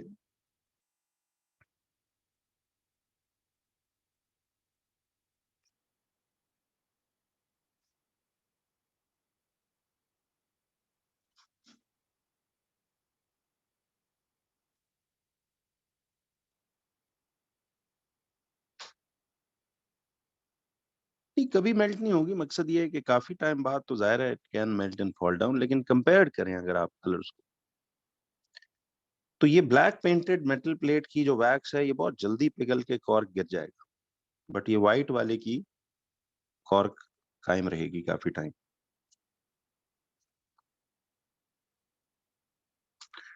ऑब्जर्वेशन क्या है? ऑब्जर्वेशन ये है कि ये कॉर्क गिर जाएगी। तो इससे क्या कंक्लूजन आप डिराइव करते हो? तो हम कहेंगे ऑब्जर्वेशन ये है कि जी the wax on the black painted metal plate will melt and the cork will fall down, जबकि the wax on the white plate will not melt and the cork will remain intact। Conclusion इससे ये निकला, जो fact number 1 के अल्फाज, कि देखिए जो हीट सोर्स हमने बीच में लगाई हुई है, जी बताता हूँ, ये जो हीट सोर्स लगाई हुई है, इसने दोनों को, चूंकि एग्जैक्टली मिडल में है प्लेट्स के, तो गौर से देखिए बच्चों कि इसने तो दोनों को, अच्छा वैसे एक बात बताओ सबसे पहले कि ये जो हीट रेडिएशंस है, ये जो फ्लेम से हीट की रेडिएशन है, जैसे रेडिएशन को उर्दू में ना वो सेक का लफ्ज भी बोलते हैं, मुझे नहीं कहते वो जो सेकना होता है, वो जो गर्माइश सी निकल रही है इससे, तो ये किस प्रोसेस के थ्रू दोनों सरफेसेस को, देखो दोनों प्लेट्स को इक्वल हीट की रेडिएशंस पहुंचाई जा रही, यू एग्री? इस हीट सोर्स का बीच में पड़े होना सबूत है कि दोनों को एक जितनी हीट मिल रही है। तो ये थ्रू रेडिएशन प्रोसेस हीट पहुंच रही है from the flame to the inner surfaces of the plates. अच्छा फिर बताओ कि within this plate heat इस इनर एंड से आउटर एंड पे कैसे पहुंची होगी? विद इन द प्लेट कौन सा प्रोसेस हुआ होगा? तो फ्लेम से इनर सरफेस तक तो रेडिएशन से हीट पहुंच रही है, फिर विद इन द प्लेट कौन सा प्रोसेस हुआ होगा? कंडक्शन, क्योंकि सॉलिड्स में कंडक्शन होती है, तो हीट वो जो रेडिएशन से इधर तक इनर सरफेस तक पहुंची, ये फिर particle to particle heat outer end को पहुंची होगी। फिर ये हीट एब्जॉर्ब की होगी इस वैक्स ने, ये हीट किसने एब्जॉर्ब की होगी? इस वैक्स ने, और वो वैक्स हीट एब्जॉर्ब करके पिघली होगी और ये कॉर्क नीचे गिरा होगा। तो ये तो कहानी है हीट के पहुंचने की from the flame to the wax, क्या नहीं? लेकिन मुझे एक बात बताओ बच्चों, फ्लेम दोनों इनर प्लेट्स को हीट तो एक जैसी दे रहा है, क्या नहीं? लेकिन इस ब्लैक पेंटेड सरफेस की वैक्स पिघल जाना और कॉर्क का नीचे गिर जाना किस बात का सबूत है? फ्लेम ने तो दोनों को सेम दी। इसका मतलब यह है कि जो रेडिएशन इस व्हाइट सरफेस तक पहुंची होंगी, इनमें से मेजॉरिटी रेडिएशन को इस व्हाइट सरफेस ने क्या कर दिया होगा? वापस रिफ्लेक्ट बैक, बहुत कम एनर्जी जो है वो कंडक्ट होके वैक्स तक पहुंची होगी, which was not sufficient enough to melt this wax. लेकिन इस ब्लैक कलर सरफेस ने देखो ज्यादा सारी रेडिएशंस एब्जॉर्ब करके आगे कंडक्ट की वैक्स तक और फिर वैक्स को पिघला दिया। तो यहां से साइंसदानों को पता चला कि यार ये फैक्ट डिराइव होता है कि जितनी भी डल कलर्ड या ब्लैक सरफेसेस होती हैं, they are good absorbers of heat radiations, whereas white या shiny surfaces are bad absorbers या good reflectors of heat radiations. देखिए आप एक मिसाल ले लें, फर्ज करें दो एक जैसी गाड़ियां, एक ब्लैक है और एक व्हाइट कलर्ड है। आप उन्हें धूप में खड़ा करते हो 5 मिनट, तो आप जब 5 मिनट बाद टेम्परेचर नापोगे तो रिलेटिवली किस गाड़ी का टेम्परेचर हायर होगा? ब्लैक वाली। ये आप तजुर्बा भी कर सकते हैं। इसी तरह तो देखिए, इसीलिए हम लोग अभी इसको वैसे सोचें डेली लाइफ में, तो आपने देखा होगा।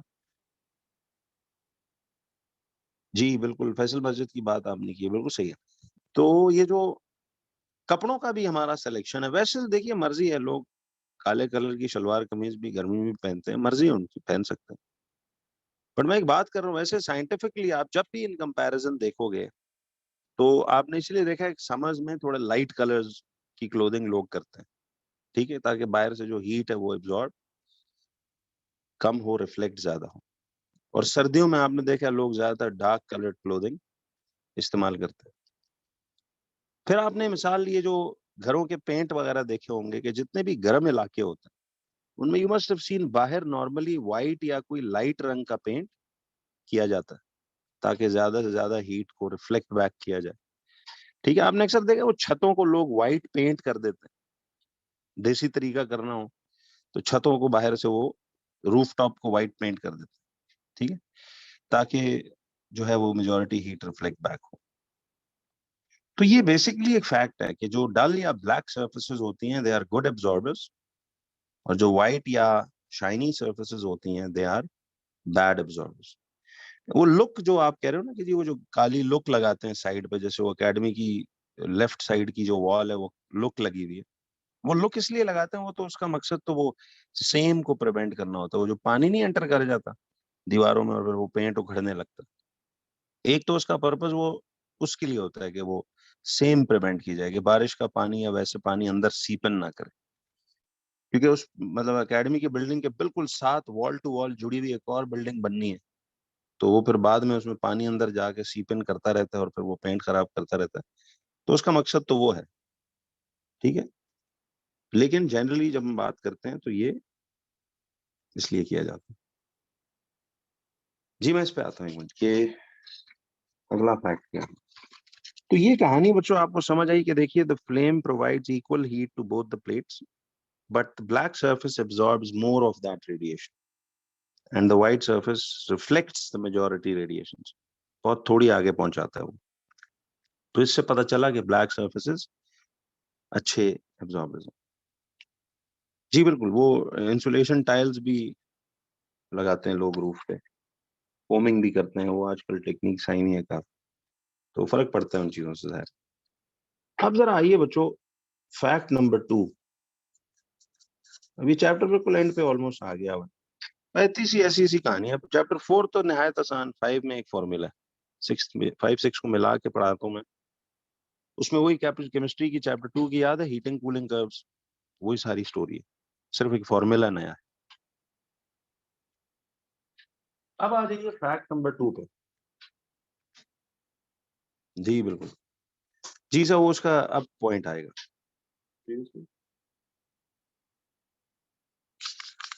तो इस फैक्ट को सिर्फ साबित करने के लिए ये एक एक्सपेरिमेंट था बेसिकली।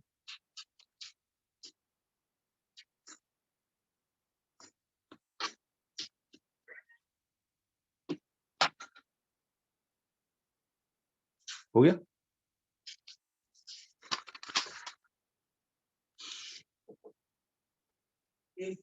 अब फैक्ट नंबर 2 पे आप आ जाओ कि जैसे डल या ब्लैक सर्फेसेस अच्छे एब्जॉर्बर्स थे, तो डल ब्लैक सर्फेसेस इसी तरह दे आर गुड एमिटर्स। यार मैं एमिटर की हमेशा स्पेलिंग भूल जाता हूँ। एमिट में ई डबल एम आता है या ई सिंगल एम आता है? अच्छा,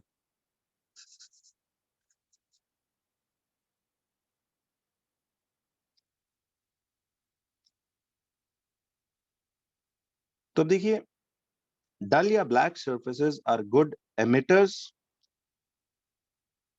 ऑफ हीट रेडिएशंस,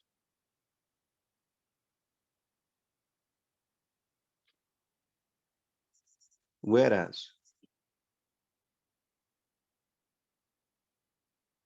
नहीं वो उस पीडीएफ में सब लिखा हुआ है। जी मैं यही कह रहा हूँ कि आपने इसको समझना है सर। पीडीएफ आपके पास पढ़ी है? थर्मल में सारा उसका लिखा हुआ है। तो अभी सिर्फ समझ रहे हैं हम चीजों को आहिस्ता आहिस्ता बस। तो डल या black surfaces they are good emitters of heat radiations, whereas ये जो व्हाइट या शाइनी सर्फेसेस होती है, ये जो व्हाइट या शाइनी सर्फेसेस होती है, they are bad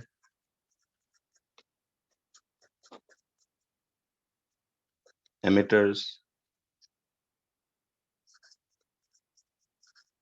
of heat radiations। अब ये भी जो फैक्ट है साइंसदानों ने कैसे साबित किया ये, जरा इसके लिए आइए। Experiment to prove fact number 2।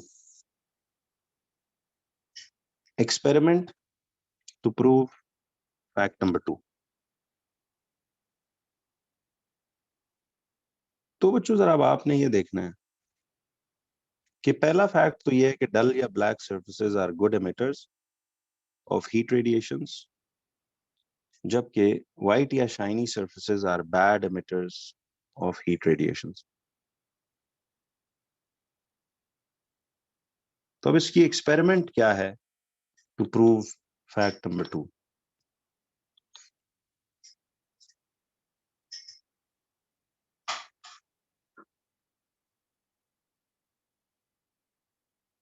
तो experiment to prove fact number 2।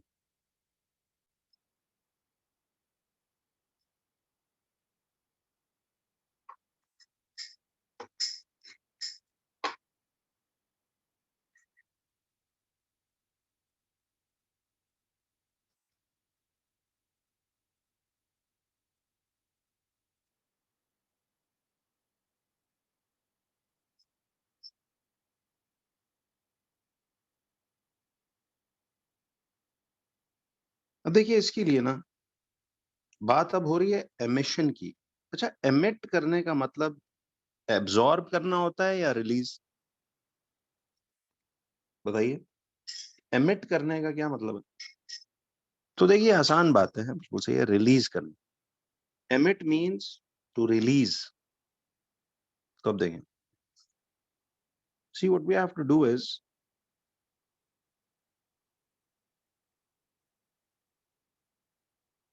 कि आपने ना एक क्यूबिकल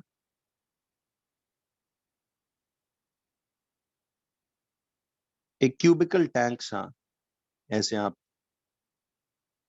कंसिडर करें, और उस क्यूबिकल टैंक में हमने इधर से आउटर सरफेस को देखिए जरा। इस क्यूबिकल टैंक को हमने आउटर साइड से सपोज यहां पे ब्लैक पेंट कर दिया, अंदर से नहीं करना, आउटर साइड से ऐसे सपोज इस दीवार को ब्लैक पेंट कर दिया, और इधर से इस आउटर दीवार को आपने व्हाइट पेंट कर दिया। ठीक है, तो इधर से एक दीवार को आपने ब्लैक पेंट कर दिया और इधर से एक दीवार को आपने व्हाइट पेंट कर दिया, ठीक। और अंदर आपने इसमें बॉइलिंग वाटर डाल दिया।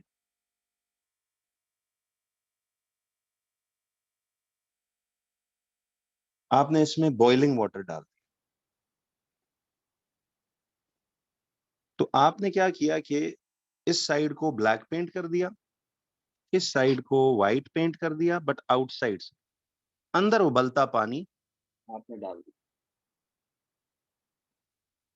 आपने अंदर जो है वो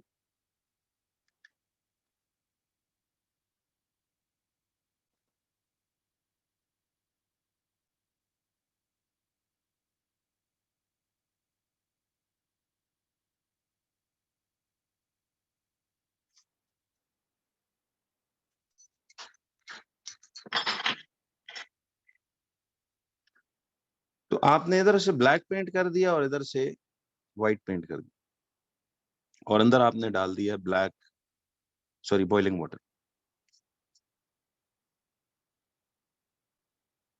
एक थर्मोमीटर है जो मैं भी आगे पढ़ाऊंगा आपको, छोटा सा एक टॉपिक है वो भी, thermocouple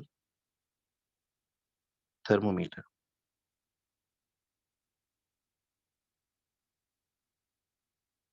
thermocouple thermometer. Thermocouple thermometer क्या चीज होती है? देखिए बच्चों, आपने जैसे चैप्टर 2 में, जी बिल्कुल सही बात है, यही है, मैं बताता हूँ। थर्मोकपल थर्मोमीटर, देखिए एक तो आपने चैप्टर 2 में ना, वो बहुत इजी सा एक चैप्टर है थर्मोमीटर के बारे में, लिक्विड इन ग्लास थर्मोमीटर। तो एक थर्मोकपल थर्मोमीटर जो है ना, वो भी एक तरह का, it is a thermometer, temperature measure करने के लिए होता है। It is a thermometer which detects small changes in temperature। ये बहुत स्मॉल चेंज भी हो ना टेम्परेचर में, तो ये उसे एकदम मेजर कर लेता है। तो it detects small changes in temperature as well as rapidly changing temperatures। तो थर्मोकपल थर्मोमीटर एक ऐसा थर्मोमीटर है which detects small changes in temperature as well as rapidly changing temperatures।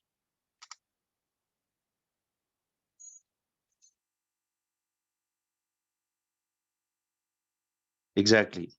तो थर्मोकपल थर्मोमीटर बेसिकली एक बहुत सेंसिटिव थर्मोमीटर होता है, यानी छोटा सा टेम्परेचर भी चेंज होगा, राइज फॉल करेगा, तो ये एकदम उसे कैच कर लेगा। तो आपने ऐसा सेटअप लगा के ना, इधर वो थर्मोकपल थर्मोमीटर आपने प्लेस कर दिया, ठीक है जी। अब मैंने उसे सिर्फ एक बॉक्स की फॉर्म में फिलहाल बनाया है, तो इसे थोड़ा फासले पे हम ऐसे थर्मोकपल रख देंगे, वो एक इसकी ड्राइंग सी है, वो सिर्फ समझनी है आपको, मैं इसके बाद के टॉपिक में कराता हूं। तो बच्चों अब क्या होगा, जब आप इस थर्मोकपल थर्मोमीटर के सामने ब्लैक पेंटेड सरफेस फेसिंग रखोगे, तो आपको पता है कि ये ब्लैक सरफेस, चूंकि देखिए कॉमन सेंस की बात है कि आपका, मिसाल देखिए, इनकम ज्यादा होगा तो आपके एक्सपेंसेस तभी ज्यादा कर सकोगे ना, क्या ख्याल है? इनकम ज्यादा होगी तभी you will be able to spend more. Yes. तो यहां भी यही साइंस है कि देखिए हमने पढ़ा ब्लैक सर्फेसेस चूंकि अच्छे एब्जॉर्बर्स हैं, ब्लैक सर्फेसेस चूंकि अच्छे एब्जॉर्बर्स हैं, ज्यादा से ज्यादा हीट एब्जॉर्ब करते हैं, तो खुद सोचिए वो आगे फिर थ्रो भी तो, रिलीज भी तो ज्यादा से ज्यादा हीट को नहीं करेंगे, रिलीज भी तो वो फिर ज्यादा से ज्यादा हीट को करेंगे। यस।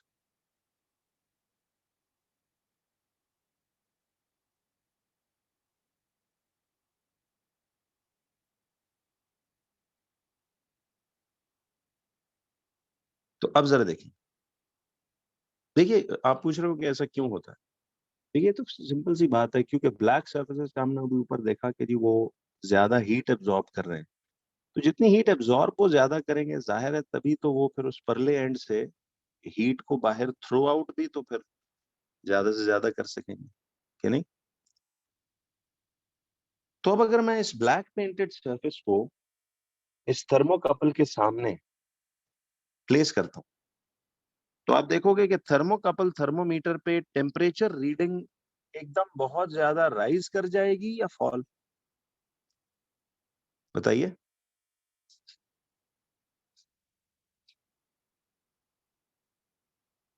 टेम्परेचर रीडिंग एकदम राइज कर जाएगी, बिल्कुल सही है।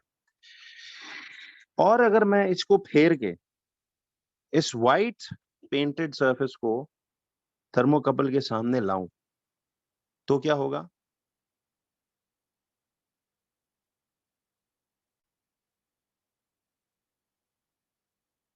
इस वाइट पेंटेड सरफेस को अगर मैं ऐसे फेर के थर्मोकपल के सामने फेस करूं, तो आप देखोगे कि एकदम टेम्परेचर रीडिंग फॉल कर जाएगी। ये इसकी ऑब्जर्वेशन, समझ में आई बच्चों, कि ब्लैक पेंटेड सरफेस जब आप उसके सामने लगाई तो क्या हुआ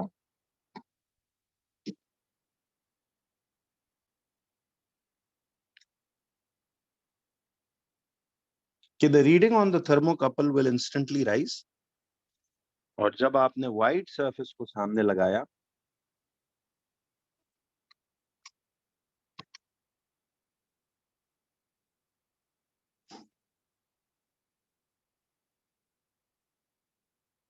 क्यों जी।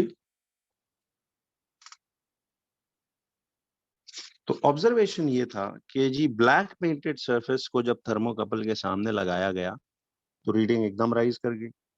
व्हाइट पेंटेड सरफेस जब फेस की गई थर्मोकपल को तो टेम्परेचर रीडिंग फॉल कर गई। अब ब्लैक पेंटेड सरफेस में रीडिंग राइज करने का ये मतलब है कि ब्लैक सरफेस ने बहुत ज्यादा रेडिएशंस पर सेकंड या पर मिनट इस पे थ्रो की होंगी और टेम्परेचर एकदम राइज हुआ होगा। जब व्हाइट पेंटेड सरफेस आप सामने लाए तो टेम्परेचर रीडिंग एकदम ड्रॉप हो गई। ये शो करता है कि फिर व्हाइट सरफेस ने थोड़ी रेडिएशंस फेंकी होंगी टू द थर्मोकपल। इस तजुर्बे से साइंसदानों को ये फैक्ट नंबर 2 समझ में आया, कि नहीं।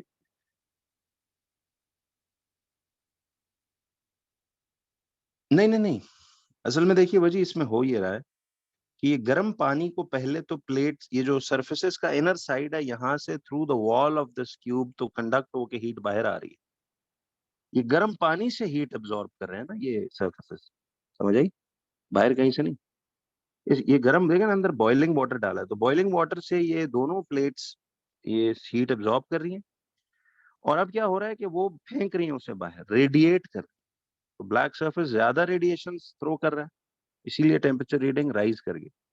व्हाइट सरफेस थोड़ी रेडिएशन थ्रो कर रहा है आगे टू द थर्मोकपल, इसलिए रीडिंग लो हो गई। तो हमें फिर इससे पता चला कि जी जो डल या ब्लैक सर्फेसेस हैं जहां वो अच्छे एब्जॉर्बर्स हैं तो वो अच्छे एमिटर्स भी। व्हाइट या शाइनी सर्फेसेस अगर बुरे एब्जॉर्बर्स तो फिर वो बैड एमिटर्स भी हैं, ठीक है। तो इससे ये तजुर्बा पता चला। आप अगर स्क्रीनशॉट्स लेना चाहें तो आप ले सकते हैं, वैसे तो ये पीडीएफ में सब कुछ है, पूरी written explanation.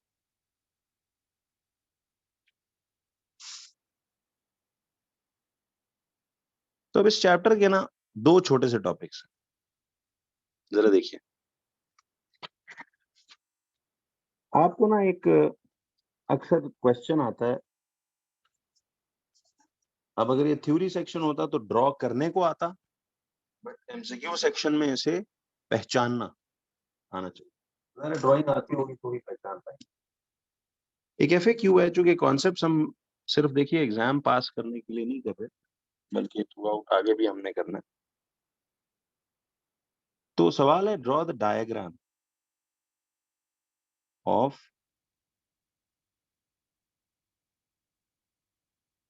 in the form of heat transfer, does the nearby air particles also get heated as the heat flows? जी बिल्कुल होता है अब्दुल्ला ऐसे।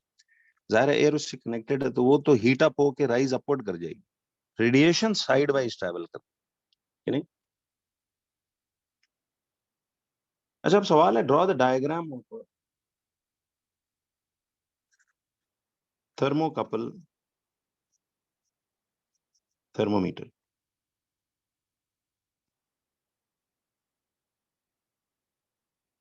Draw the diagram of a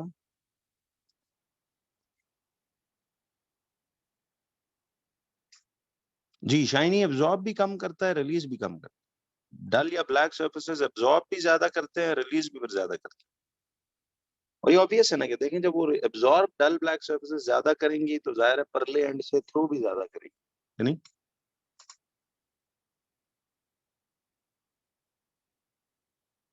तो एक सवाल है, draw the diagram of a thermocouple thermometer. बच्चों thermocouple thermometer ना बेसिकली इसका कंप्लीट सेटअप अगर आप देखें तो आपको सिर्फ इसकी बस ड्राइंग समझनी चाहिए। जो एमसीक्यू में इसका सवाल आता है ना वो कुछ इस तरह का है कि आपने इस कंटेनर में ऐसे आइस रखी हुई है, ठीक है, you kept ice eight 0 degree Celsius और यहाँ पे वो लिक्विड एक्स है। टास्क ये है कि आपने इस लिक्विड एक्स का टेम्परेचर फाइंड आउट करना, ठीक। तो यहाँ पे हमने आइस एट 0 डिग्री सेल्सियस इधर प्लेस किया हुआ है और यहाँ हमने लिक्विड एक्स प्लेस किया हुआ है जिसका टेम्परेचर हमने नापना है, या कोई भी सॉलिड लिक्विड एक कुछ भी आपने इधर गैस है कुछ भी उसका टेम्परेचर नाप। अब होता ही है कि देखिए हम एक सिंपल कॉपर की तार का एक सिरा इसमें डुबो देते हैं इस आइस एट 0 में और दूसरा सिरा इसमें, और एक और तार जिसको हमने यहाँ पे वोल्ट मीटर के साथ लगाया हुआ है, इस तरह का ना एक जंक्शन सा बनाते हैं, एक तार ये अलग आ रही है और दूसरी तार ये आ रही है। अब याद रखिए कि इन तारों का मटेरियल डिफरेंट होना चाहिए। सपोज अगर ये नीचे की तार कॉपर वायर है तो ये ऊपर वाली तार फिर आयरन या कोई और डिफरेंट मेटल देन कॉपर की होनी चाहिए। बस सिर्फ इसकी ड्राइंग समझ, ये बड़ा रेयर आता है क्वेश्चन लेकिन आना चाहिए।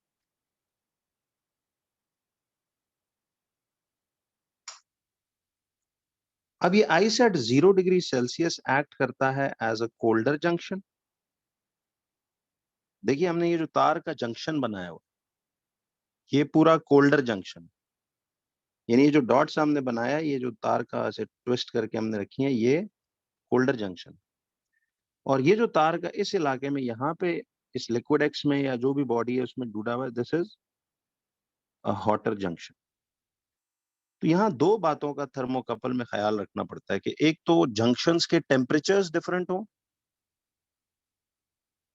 नहीं ये वैसे तो ऊपर की भी कॉपर और नीचे की आयरन मतलब दोनों डिफरेंट मटेरियल, नीचे ऊपर जरूरी नहीं है, मटेरियल डिफरेंट हो। दो बातें, एक तो कोल्डर जंक्शन और एक हॉटर जंक्शन क्रिएट हो, हॉटर कोल्डर हो, दूसरा तारों की कंडक्टिविटी डिफरेंट हो। इसकी डिटेलिंग आपको आगे ए लेवल्स में जाके मिलेगी, सिर्फ ओ लेवल में इधर एक ड्राइंग को बनाना और समझना आना चाहिए बस। इस पूरे सेटअप को हम, ये तो वो लिक्विड है ना इसका टेम्परेचर नापना है, लेकिन इसको निकाल के बाकी ये सारा थर्मोकपल का सेटअप।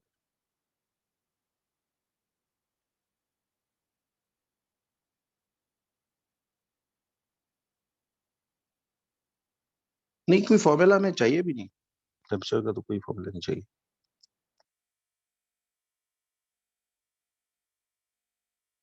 बस ड्राइंग समझनी। तो इस चैप्टर का आखिरी एक छोटा सा टॉपिक है थर्मस फ्लास्क।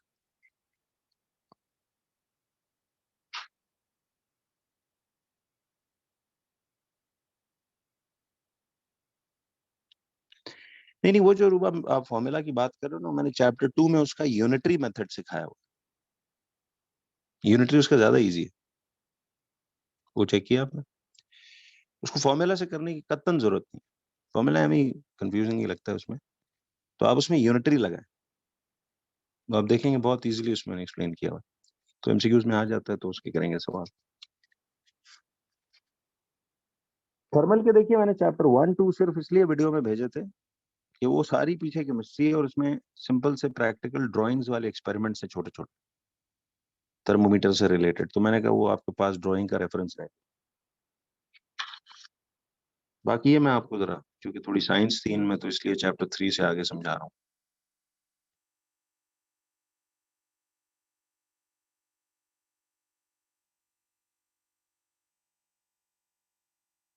ये अब्दुल्ला आपने सिर्फ बस फिलहाल ड्राइंग सीखनी है, ये आपको इलम इसमें आगे इसकी वोल्ट मीटर से कनेक्शन सिखाया जाएगा कि कैसे रीडिंग ली जाती है। तो ये बस एक छोटा सा 1 मार्क 2 मार्क का थ्योरी में आता था सवाल। एमसीक्यूज में ये इस बात पे आता है कि तारों का ये याद रखना है कि मटेरियल डिफरेंट हो और जंक्शंस डिफरेंट हो।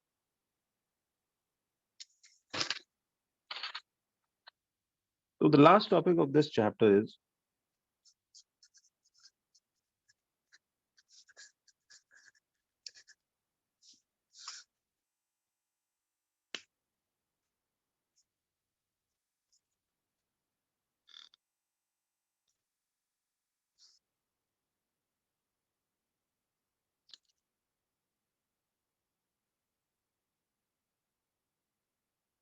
एमसीक्यूज में ये ड्राइंग वाइज आ सकता है, आने को हर टॉपिक एमसीक्यू में भी आता है, थ्योरी में भी, एटीपी में। तो यही मेन वजह थी कि जिसमें आई गॉट कन्विंस्ड कि फिर खाली एमसीक्यू भी होता है तो ठीक है, कोर्स वर्क तो पूरा ही चेक होगा, तो एक अच्छी वैलिड रिजल्ट होगा, वो उसको चैलेंज नहीं किया जा सकता कहीं। थर्मस फ्लास्क जी इस टॉपिक का, इस चैप्टर 3 का आखिरी टॉपिक है। देखिए थर्मस फ्लास्क बेसिकली आपको मालूम है कि ये it is a specially designed container,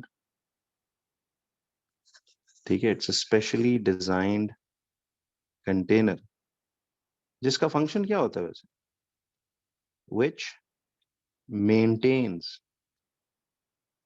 which maintains the temperature of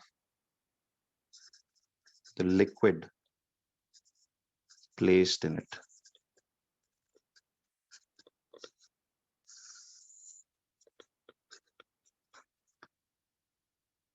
तो थर्मस फ्लास्क बेसिकली एक स्पेशली डिजाइंड कंटेनर है जिसका काम टेम्परेचर ऑफ द लिक्विड, जी बिल्कुल, जो हॉट पॉट नहीं जिसको हम कहते हैं, जो रोटियां रखने के लिए भी या और भी अगर होता है, तो वो भी यही डिजाइनिंग आप देखिएगा अभी उसमें आपको मैं एग्जांपल दूंगा।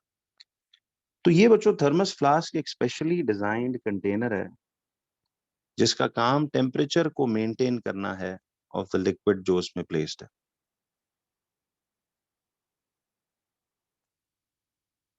जैसे बिल्कुल, हाँ जी, अब आ जाइए इसकी जो,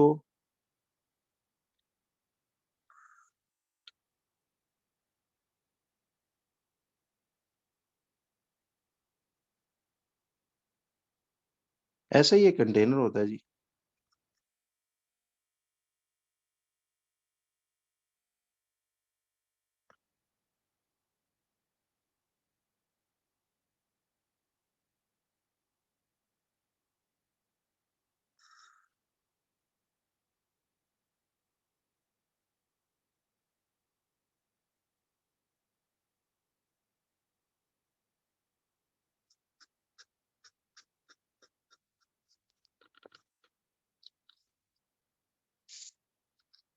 जी बिल्कुल, जिसको थर्मस भी कहते हैं।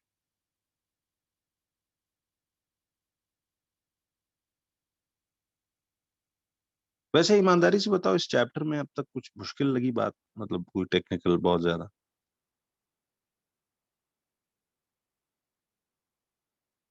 चलिए, तो मैं इसलिए कह रहा था थर्मल के ना नोट्स भी बंदा खाली पढ़े ना तो पढ़ के भी समझ आता है, बहुत इजी चीजें, लेकिन चलो थोड़ा ये टेक्निक है तो देख लेते हैं। अब बच्चों थर्मस फ्लास्क के अंदर ना 3 मेन डिजाइन फीचर्स हैं, तो आप इसके अंदर ये जो लिक्विड आपने डाला हुआ है, अब वो क्या 3 मेन डिजाइन फीचर्स हैं। नंबर 1, तो ये लिड है, ढकना, ठीक। सेकंड डिजाइन फीचर पता है क्या है? ये जो इसकी अंदरूनी दीवार होती है, इस थर्मस फ्लास्क की इंटरनल वॉल होती है, ये अंदरूनी दीवार जो है थर्मस फ्लास्क की, ये क्या होती है? याद रखिए, this is a shiny painted inner wall, shiny painted inner wall. तो एक शाइनी पेंटेड इनर वॉल है, ठीक है।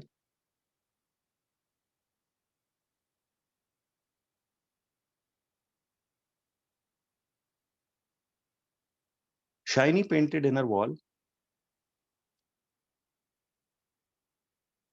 और यहां पर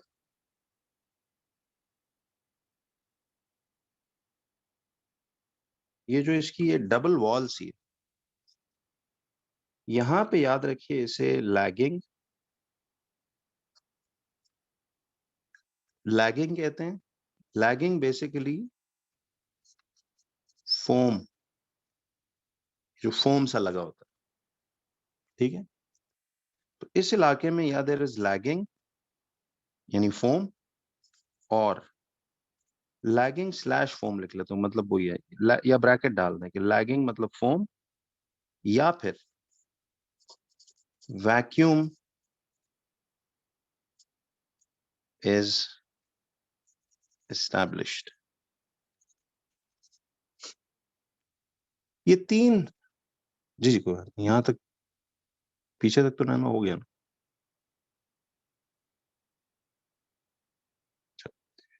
तो बच्चों यहां तक हमने इसके डिजाइन फीचर्स देखने थे। तो पहला जो है, there are 3 design features of a thermos flask, जो उसको ये टेम्परेचर जो है वो मेंटेन करने की सलाहियत देते हैं। ये 3 डिजाइन फीचर्स हैं। एक तो ढकना, बताऊंगा क्यों। दूसरा, इसकी जो सारी इनर वॉल है, आपने देखा कभी थर्मस को खोल के अंदर देखो तो बहुत शाइनी सा स्टील कवरिंग होती है, या वो ग्लास कोटिंग होती है उसमें। और तीसरा, इस डबल वॉल के अंदर या तो फोम लगा होता है, या फिर महंगा वाला थर्मस फ्लास्क है तो फिर इसमें वैक्यूम होता है। अब ये 3 डिजाइन फीचर्स थर्मस फ्लास्क के कैसे उसे इस काबिल बनाते हैं कि वो temperature of the liquid maintain करता है, ये 5 मिनट की बात है। वैसे चैप्टर एंड हो गया, इसको कल करते हैं। कल ही मैं फिर बच्चों आपका चैप्टर 4 गैस लॉज, जो कि आधा हमने पहले ही किया हुआ है, याद है वो P1 V1 बॉयल्स लॉ। तो चार्ल्स लॉ, प्रेशर लॉ सिर्फ समझना है लॉजिक वाइज, और फॉर्मूला सिर्फ बॉयल्स लॉ का है, जो हम प्रेशर के चैप्टर में ऑलरेडी कर चुके हैं। तो वो भी बड़ा क्विक सा छोटा सा चैप्टर है, और इवेपोरेशन और वेपराइजेशन का फर्क है। और फिर एक चैप्टर 5 छोटू सा है, E = MC delta theta, E = MLF MLV, वो एक फॉर्मूला है छोटा सा।